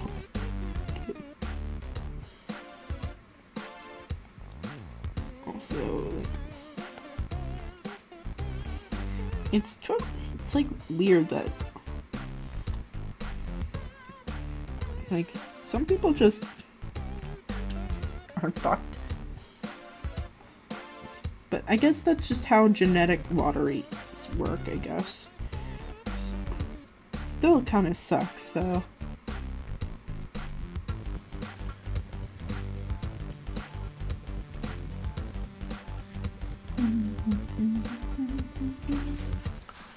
Chocolate is kind of whack outside of dark chocolate. Splatoon. Oh, that is the Splatoon Splatfest. What's it called? Teams or whatever. I like my chocolate like I like my women. Unidentifiable big ass titties. I'm sure that you could find that kind of chocolate out there, actually. Which is, like, totally weird, but yeah. I like milk chocolate. I'm just not a big fan of bitter flavors at all. I can't stand coffee at all. Like, I can't drink it. Like, I've heard from, like, friends and family that it's good or whatever, and I've tried it sometimes, but I don't like it.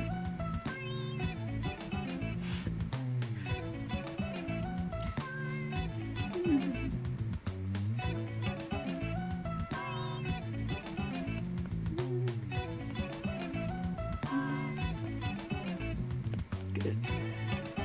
That was gonna drive me crazy if that dot wasn't removed.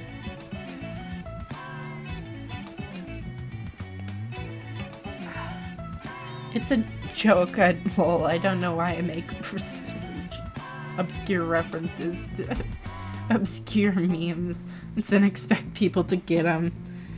I mean, yeah. I mean, I kind of do the same thing, but, like, I don't think that my references can generally be parsed out, because there's more people here, or whatever, you know? But it's, like, hard, I guess. Because, like, you're making one joke and expecting, like, a bunch of people to get it, I guess. And, like, maybe, like, one or two people might get it. And, you know, that rules, so honestly, is when that happens. But, like, it's...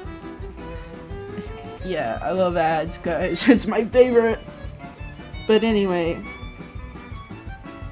one of my favorite things to do is to now come up with stream inside jokes, which people will not get. And, like, when I draw the stream inside joke, people are just going to have to deal with it and be like, yeah. This makes sense why Kindred's Candy Cadet. Of course! Anyway, Shadow Wizard Money Gang. I love casting spells. I really should post that one online, because it fucking rules. I cannot share with you my plans at this moment, but I have something in the works. Candy Kindred. Or the Cosmic Crisp Apple references. I don't think that new chatters are gonna get that reference unless they go back and watch all the VODs or whatever. And it's sad. But it's funny. The stream is sponsored by the shadow government. No, it's not, chat. No, it's not. You're gonna get me demonetized if you keep that up. Anyway, Shadow Wizard Money Gang. We love casting spells. I love underline slobber.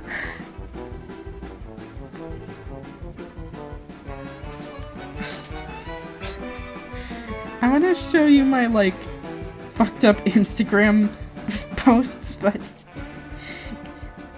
mostly it's just me going cat cute for, like, most of my posts. I'm like, check out this silly guy, he's committed several war crimes. And, you know, people just have to deal with that. I don't know why anyone still follows me, but they do, which is weird. But I guess they've just decided to deal with whatever happens in my brain when I'm off the Zaza, or even when I'm on the Zaza. But currently I'm off of it. Yeah, it's just Black Cat, okay? But Black Cat is really funny. You don't understand how much he means to me. You don't understand how much that fucking cat means to me. He's just so silly.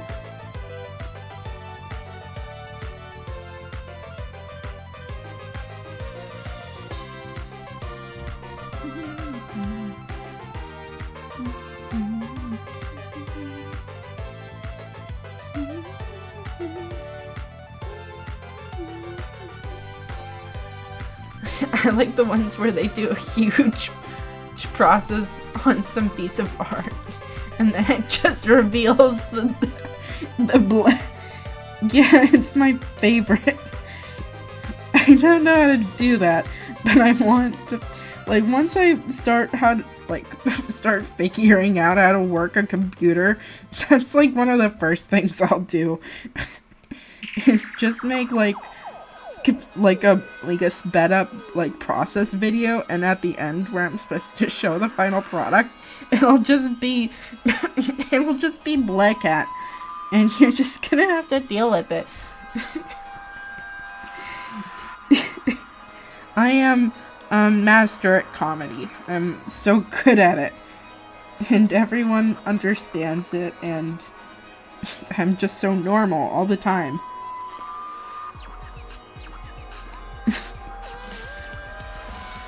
I need to get the Danganronpa music off the fucking stream. Showing up on the first page of Google? I love ad. I love ad. Do your own taxes. I love ad. I love ad. Hi again. I love ad. Since we all love M&Ms, and let's face it, me. It Uh. only makes sense. Oh, there was this one time where I thought that like M&M's like was conspiring against me. Do your taxes? No, what the fuck? Who do you think I am? A law-abiding citizen? No. Normalize being consumed by hatred. I'm just a girl fail. I'm just a little guy. I'm just a little guy who doesn't need to pay their taxes in the state that I'm currently in because I don't have any proof of residency. So technically, I'm not even here.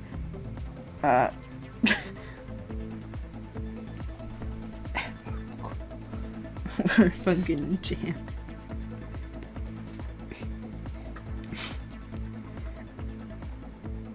Cat jam, cat jam.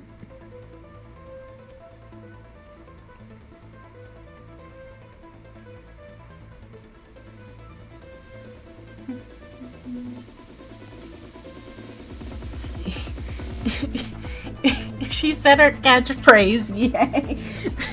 Which one? I'm not going to do my taxes? Or yippee? No, that's not the line. It's that one. I don't know.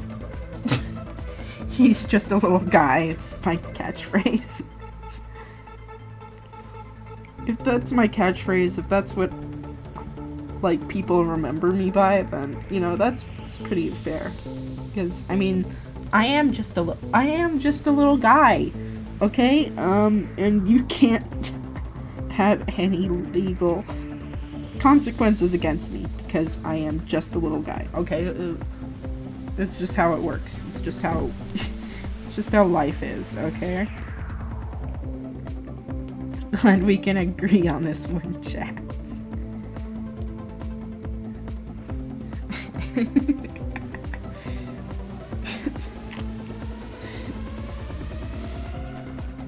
One day I'll have like a good mic or whatever, and I'll just have like an awful mic also, and it'll be really funny because I think that you can hear my computer's fan or whatever, and that's what's making the like background noise or whatever that I can kind of hear in some of my like playbacks or whatever. But like that'll be a while. That'll be a long while.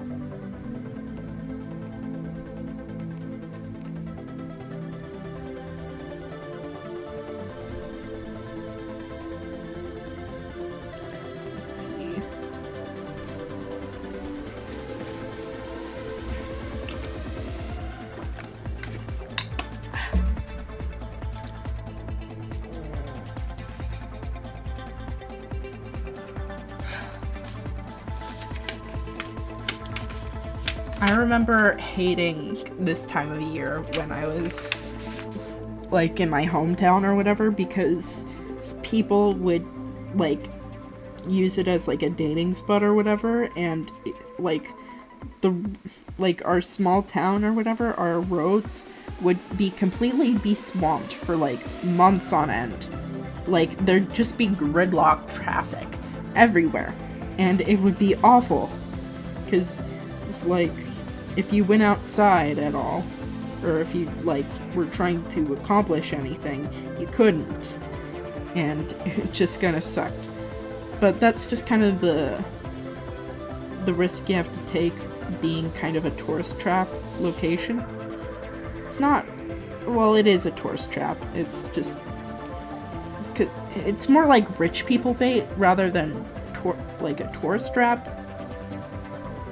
We call the people that come down for the wintertime snowbirds,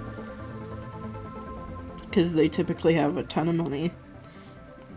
They're very white, and they just would like clog up everything. At the center of everything I do.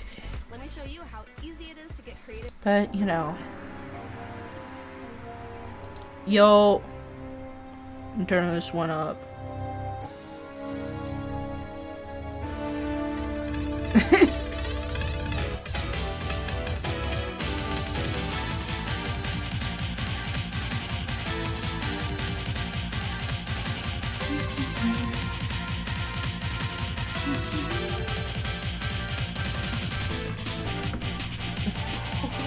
What?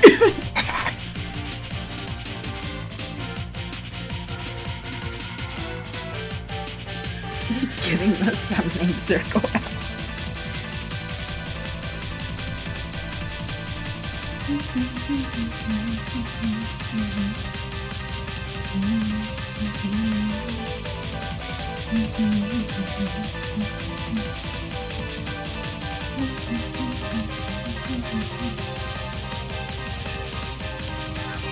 I think that maybe I'll base this kind of off of telenovelas, but I don't know.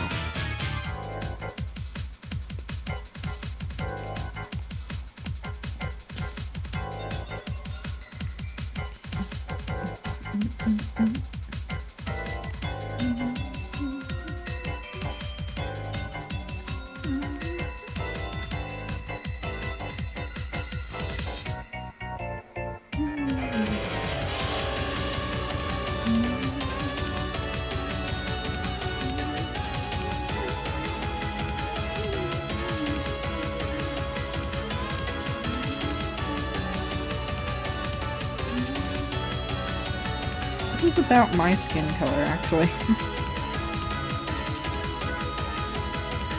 Though I think that I'm a little bit paler than that. I don't like going outside, chat. The sun's hot, and there's no air conditioning outside, so like, what the fuck's the point? Though I do touch grass quite often.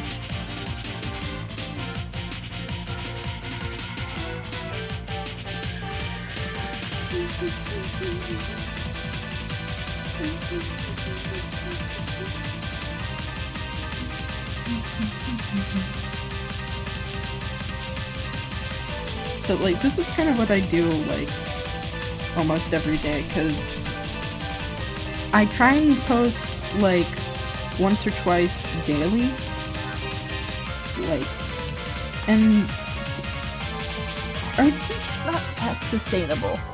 The music is just a little bit loud for your mic volume. There's too much Ohio outside, that's true. Like, what the, like, it's just hard. There is way too much Ohio outside.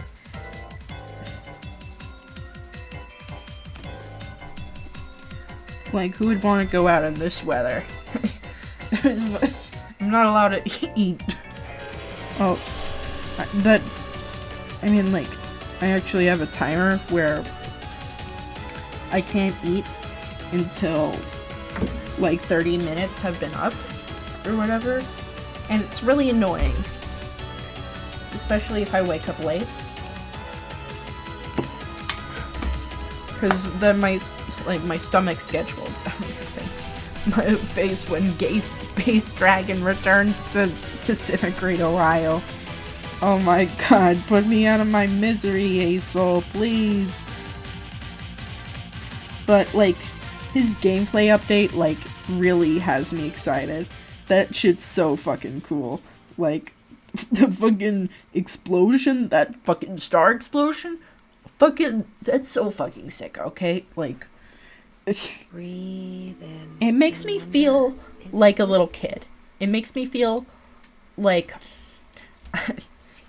yeah, I'm looking at like the fucking laser beams or whatever.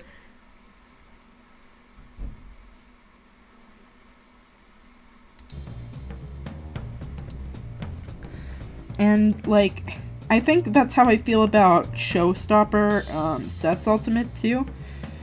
Because I'm like, yo, that shit's so fucking cool. Like, is it annoying to actually be hit with that in game? Absolutely it is. But it's so fucking cool looking, like, from an animation standpoint. Like, one day I would love to see, like, Vagar's, like, animations and stuff like that be expanded to, like, the cosmic greatness I know that they can be, or whatever. I know that my Scrimbly is amazing, and I just need everyone else to, like, understand how good he is, and that kind of thing. It's just, like, it really gives me hope, because, like, those, like, FFX look really, really slick, too. So, like a total, like, Vagar overhaul would be so sweet. I mean, like, will we get one? Maybe in, like, 20 years. But, please, Riot, I will give you so much money that I don't have. But, like, I'll pretend like I have it.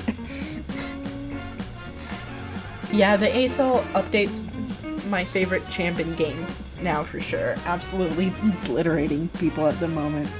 I'm sure it's so fucking, like, satisfying too. Like, I really like what they did with it, you know, because they didn't, like, totally remove what, like, ASOL players liked or whatever, but they went for, like, an approach where they were totally into what the fuck am I saying?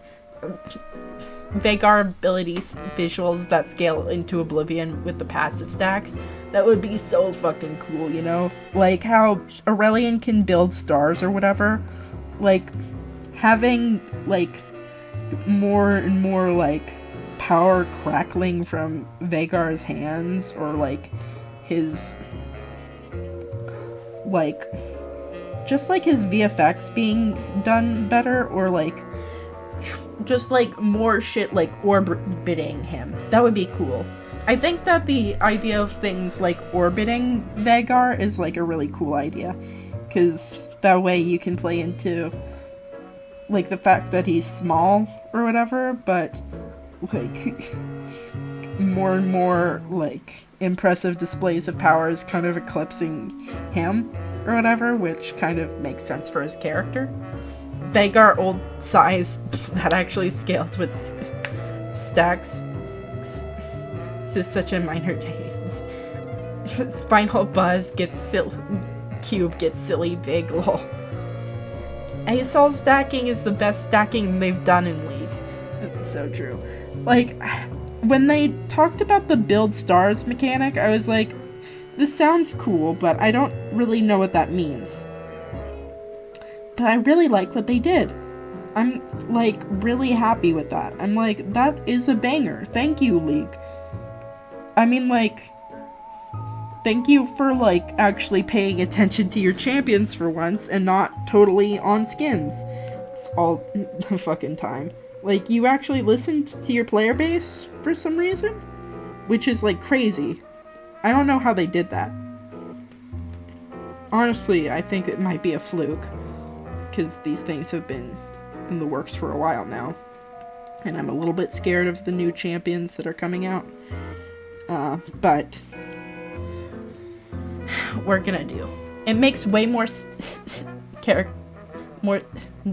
more sense than other characters who just get raw stats. I think that it's, like, a cool way of representing, like, him getting, like, more in control of himself or whatever, or like, you know, Targon's grasp slipping from him or whatever. Like, he was always that powerful, but like he's been chained back and that kind of thing. It's so much fun. I think it's really cool in terms of like just what they've managed to do, and it gives me hope. It like, it genuinely does for some reason. It's pretty misplaced probably, but like, I hope that they keep it up, and I hope that one day we can get like maybe like a mid-scope update or whatever, or a VFX update, just something, because it's currently like Vhagar's passive kind of looks awful, and it's sad. Like, currently, like, what happens is it gets like this weird like green and like yellow ring or whatever when you kill someone or whatever. It doesn't really show up all that often. I think it's bugged out, but yes, the weird green ball, and I'm like, that shit looks ugly as hell. Why the fuck is it still in the game? Please, Vhagar deserves better than this. You can't keep treating him this way. He's my scrunkly, why, weird, nice icon bro.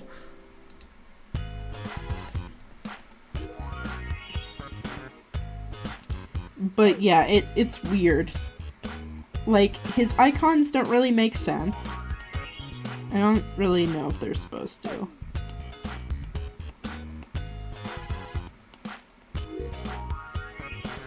But yeah, like, I know how good they can do, like, their VFX and how good they can do with texture work, and I feel like if they just, like, did anything at all, it would look, like, fucking fantastic on Vhagar. I think, it drives me mad. Because there's so much potential there. Like,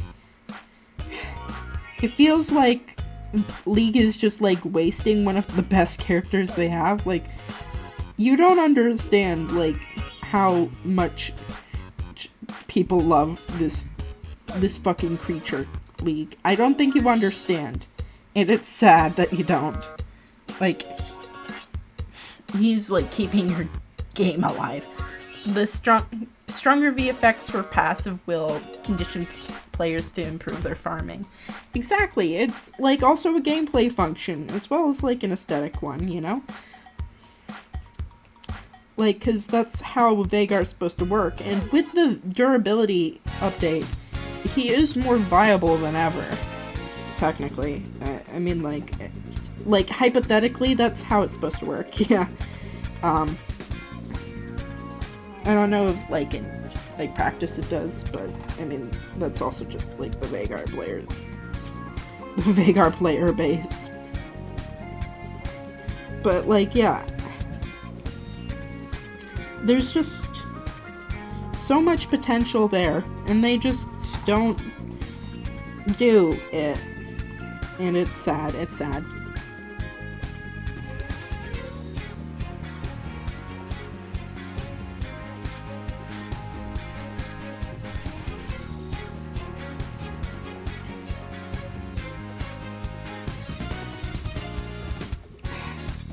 But let's see.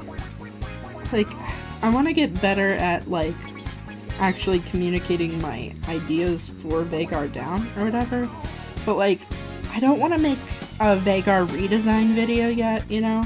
Because I feel like no matter how much I draw him, there's still things that I want to improve with him, you know? Like, I feel like certain details just aren't there, or, like, his dress isn't as, like, cool as it needs to be, or, like, campy, or whatever.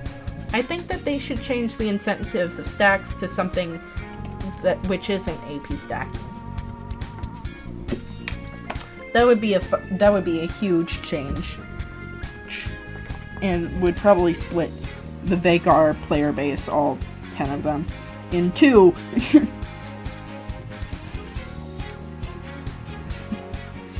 But, like, I think that could be a cool idea. I just don't know how they would accomplish, like, the non-AP stacking route. It feels like a little bit doomed, I guess.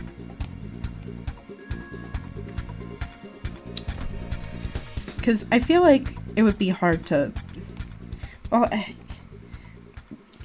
it's not like Riot's really good at balancing their game anyhow. I mean, they're better than, like, some people. Unbelievable deals on furniture, decor. But, you know.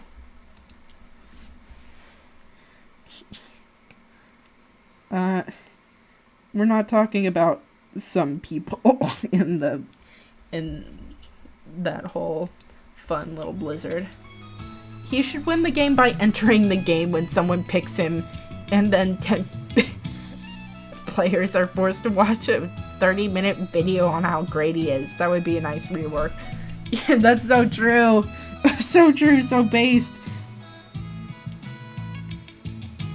I mean, that is a very Vagar thing to do, is just to have, like, a video that he, like, one of his many fans or him just created, and it's just, like, a video of him being cool. But, like, he's just, like, what's it called? He's actually powerful. That's the joke, too. IMO, the big thing at the moment is that AP only increases his ability damage by tiny increments, where usually you overkill a target with purely Q or R, or you just don't have the damage potential with Q or with W versus a target that's bulkier. Yeah, I feel like they would probably need to do something to AP itself in order for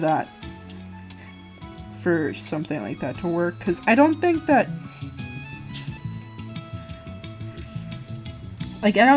changing classes on him makes any sense, obviously.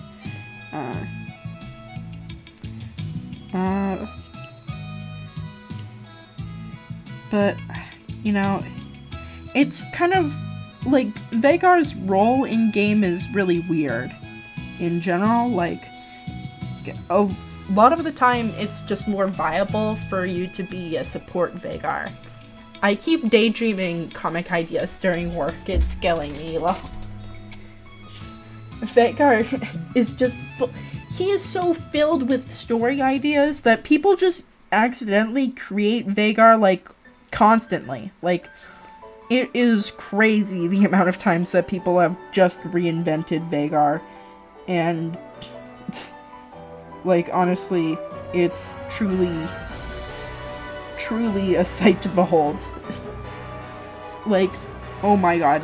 Please, Riot, you are wasting a character. It is so crazy what you are doing to me. Like, they have so... like, there's so many interesting things that, like, you could be doing with him currently. Like, his connections to LeBlanc, how the fuck he's been able to, like, escape her for so long. Are they friends? Are they not? Are they enemies? She definitely knows of him. And, like, he's, like, one of the only characters from the Immortals, like, Bastion to have left or whatever, and that is a huge statement, because, like, powerful demons and that kind of thing have been kept there for, like, the end of Mordekaiser, like, from Mordekaiser's reign until current day or whatever. Like, Rome was captured during that time or whatever. So that implies that either, like, Vagar is, like, too powerful for LeBlanc to recapture, or LeBlanc views Vhagar with enough, like, softness in her heart that she doesn't, like, contain him, which is, like, both are, like, crazy plot lines that you could do for him, but you don't, because, well, we're too busy focusing on, I don't know, Kaisa. I don't care about Kaisa. I want her to die, I don't know. Anyway, yeah, it's literally free money. I don't really want Kaisa to die, but I wish that she was a more interesting character with a more consistent accent and a better design and less involvement in the story, and I really wish that she was just a better character. Yeah, tell the chief to hold the screwdriver for me, loser. I'm gonna go full schizo mode and learn to draw from zero. Let's go.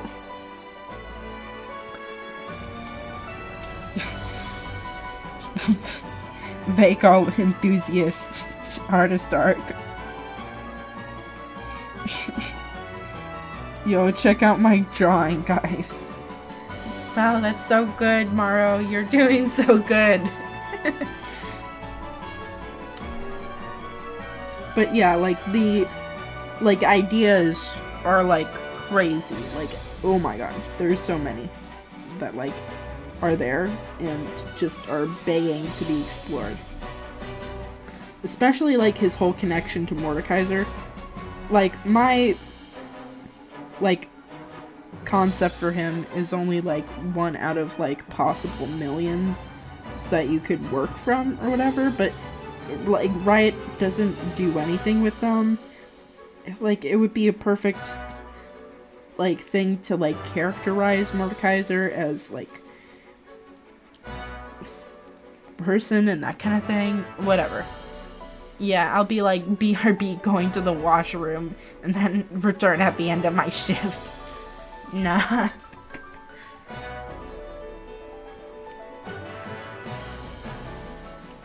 Sad. He gave up so quickly. Oh well.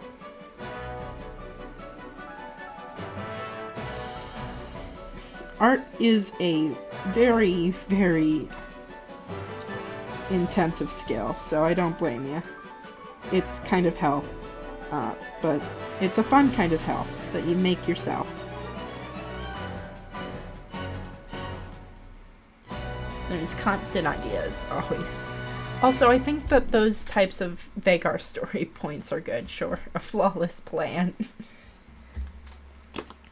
And you need this done by when? Was this approved by man? Or just like, because cosmic power, like cosmic magic is such a big point or whatever, like it feels so like weird that like Vhagar having cosmic magic like is not addressed at all. Like people are just like, yeah, he can just throw meteors at the fucking earth, and everyone's just like, yes, makes sense. Of course, that's what he can do.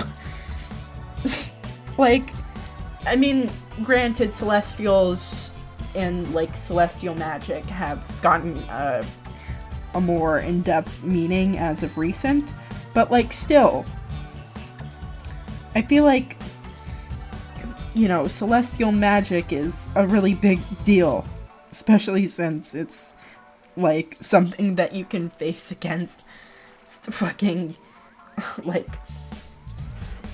it is so fucking weird to me that, like, him and Aatrox or whatever are technically at the same power level.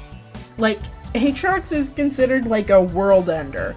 You understand, right? He can control dark matter. He can control time. He can literally control gravity. But yeah, like, he literally twists the edges of the universe in order to stun you. That's the whole thing.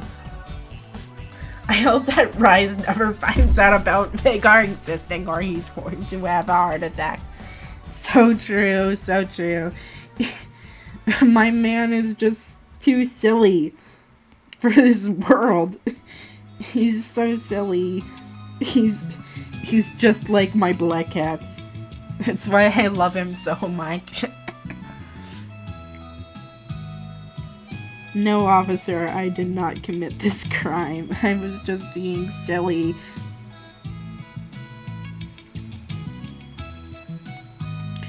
But yeah, like, Rise would, like, literally do that. I do like color shit, though. I started to do them as desperately as an excuse to bump some really old sketches, but I now found the tour so relaxing. Don't know why. Color stresses me out, but I think it's because, like, I place a lot of emphasis in color and that kind of thing. And also in my artistic abilities in general. But I think that, drawing can be soothing for people that don't take it all that, serious or whatever, or just don't have, the, weird kind of perfectionism my brain decides to subscribe to, where it's like, what is going on currently? But yeah, I've heard that, painting and coloring in general is just relaxing to people, which is crazy to me, because I want to scream every time I, paint or whatever, but, I still like it, so, I don't know. I think it's because I've always had to deal with deadlines where people that are just doing it because they do it or whatever are just I just do simple flat colors, lol. I'm not comparing myself with anyone, lol. I'm not that delusional. Well, I'm glad that you can enjoy, spending that time, because some people just wouldn't. It's something admirable. That can't be said for everyone,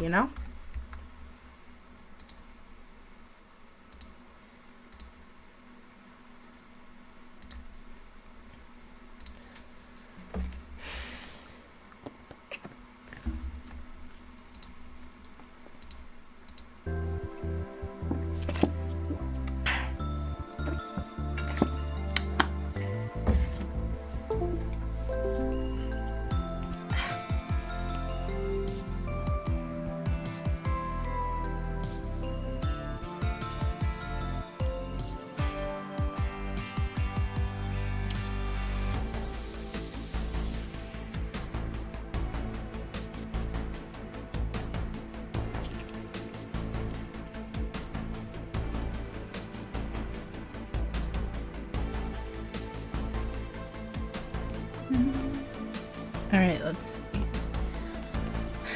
But yeah. People that don't do it for a living or whatever, or don't do it because they were in art school or whatever, like I was for a little while, definitely, have that, this is a relaxing hobby kind of feel to art, which is nice. It's a nice way to look at it. This Zaya definitely feels a lot more interesting than the original skin. Well, I'm glad that it's more interesting. That's all I can really hope for. Because, I feel like there's so much you can do with this concept, And there was just nothing done. It feels like a design that, didn't even really try, or whatever, and that's kind of what annoys me. Is not trying at all. Because, if you try something, if you attempt to do something or whatever, then I'll give you way more props than something that gives it, like, more, what's it called? I lost my train of thought. No bird feet's shaking my head. Again. Boom. I don't know how to make these feet look appropriate. Appropriate, huh? No. But, like, not dumb? I think that's the word. Not fucking dumb. Because bird feet can look really dumb. Example A and B.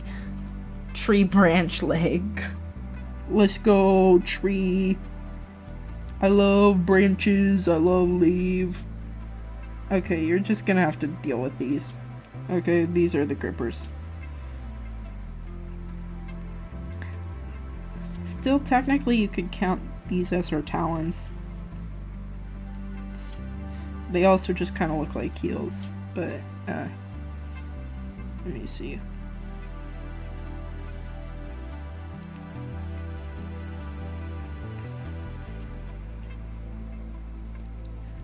She's also on house arrest.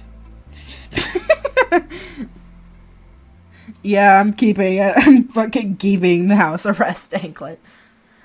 Nice roots to absorb the nutrients. Yeah. She's gonna need them.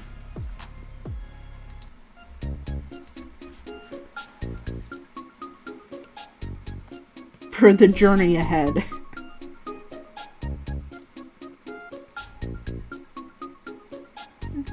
Oh wait, this was supposed to be a flower. Oh my god.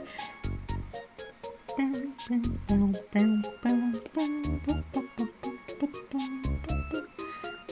can't. Sometimes I just forget what I did in a sketch. And that's just how it be sometimes, you know?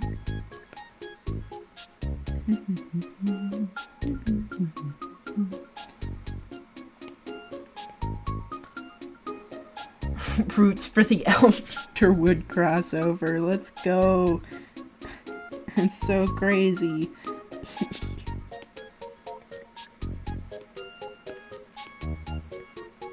Elderwood is one of Zaya's best skins. Like, I don't think it's that hard to make skins for Zaya, though. It's just that she's new. They forgore. Yeah, I forgore a lot, okay? That's just a normal part of the meta experience, along with technical difficulties, and me saying that's just a little guide to everything, okay? That's just the stream staple. Okay, that you can't tell if it's a bit or not. It is not. A lot of the things I do with friends are bits, though. I do like being mean to them, though. It's funny.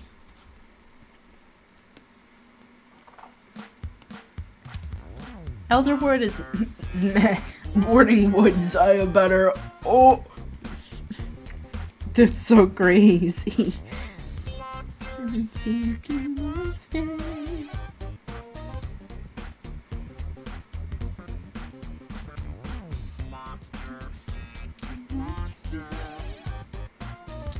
Also, you get the she loves me not kind of vibe there.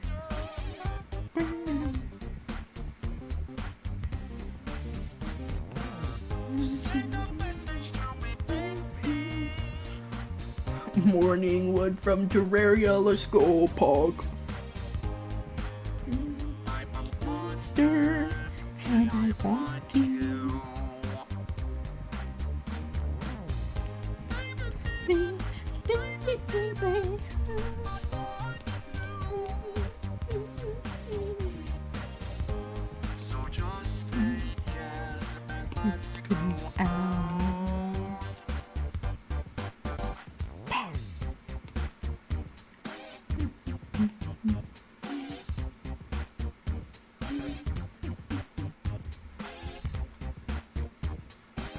Morning Woodside, let's go.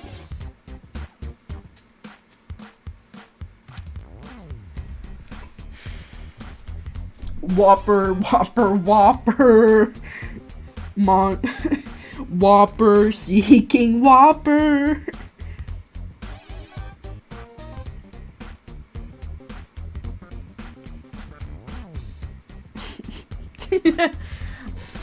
Junior, triple Whopper. I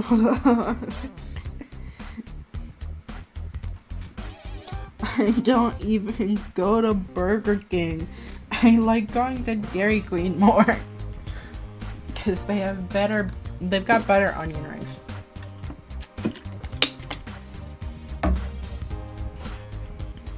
Though, like, you should probably get a burger from the Burger King rather than the Dairy Queen. They should go out though. But yeah, it's a thing of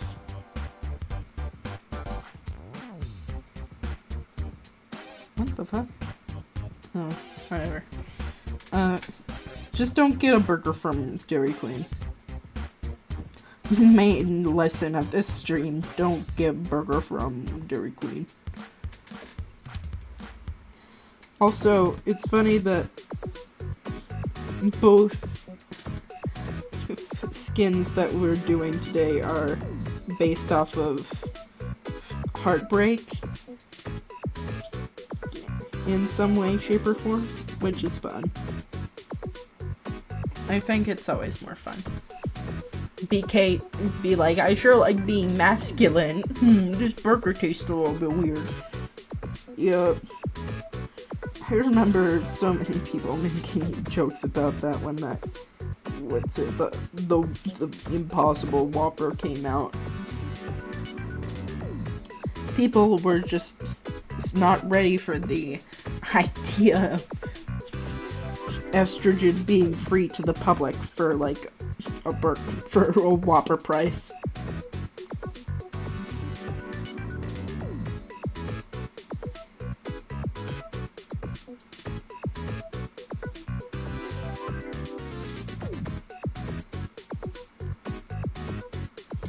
Bro, I don't know how to spell not. I think it's like that. I am so fucking brain dead.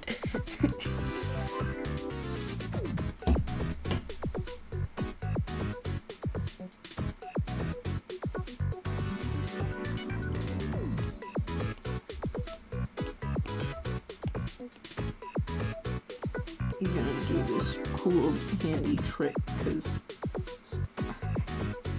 I'm not doing it ever again. Ugh.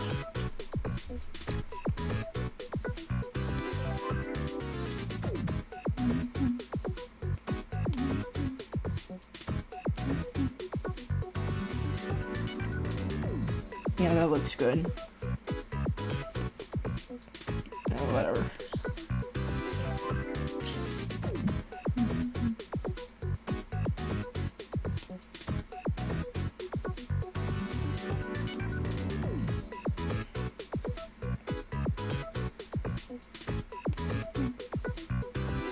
Okay, give me. I love red. Lovecore is just a fun aesthetic. I think that the thumbnail for this VOD's gonna be a little bit too much though. I think I went a little bit overboard on it, but whatever.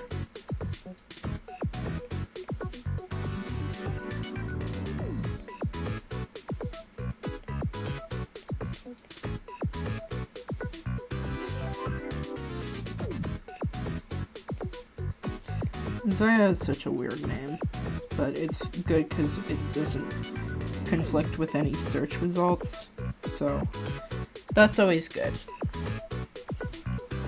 Though that looks weird.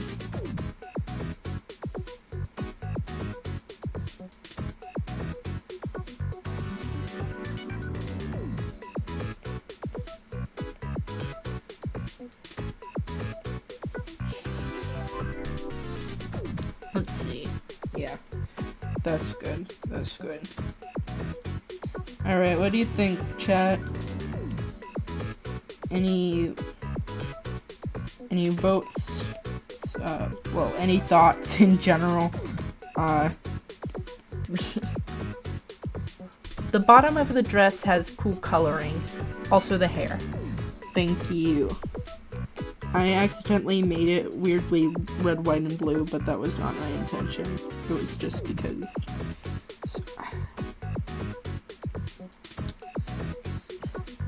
I wanted it to be more of a coffee color, and then it just went off the rails really quickly, okay? But yeah, it's basically like, yeah, she's like either like a bride abandoned at the altar or something like that or whatever, yeah. Like the darker side of love. Old ball and she's mixing a silly bird beak, silly bird. She doesn't have a mouth. Because I didn't draw one. She wouldn't be happy. But yeah, it would be kind of what it would look like.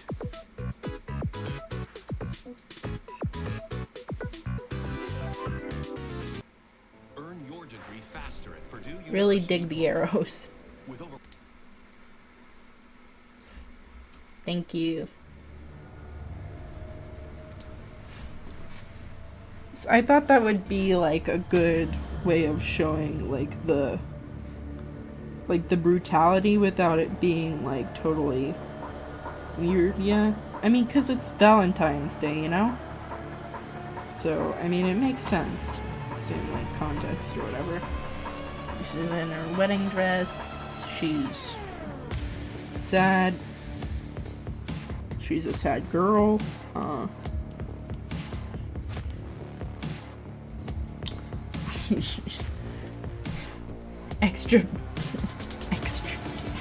Extra grill. What the fuck? I can't say extra drill. Oh, be like really dig. Oh my god.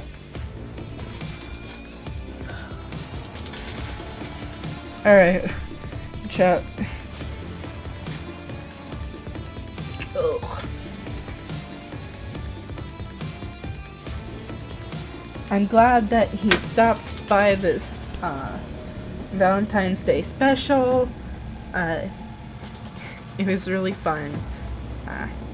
We didn't really talk about love all that much, but that's, I mean, like, it's kind of a lame topic. I'd rather talk about the Kirby anime. Extra grill reveal, let's go! Normalize being consumed with hatred, chat. It's always the correct choice.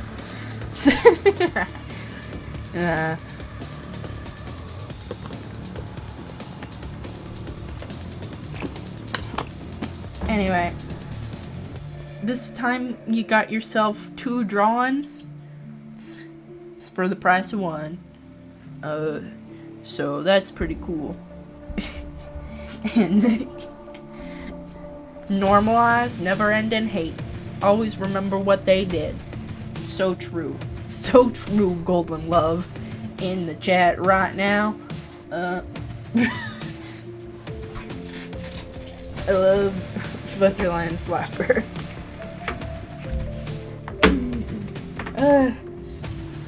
Anyway, I hope that you guys have a sweet Valentine's Day. Oh my god, what the fuck's happening? Please. It's almost the end. I dare not. I don't care. Leave me alone. Yeah, Billy. Your mom lets you have 2. Alright, let's see.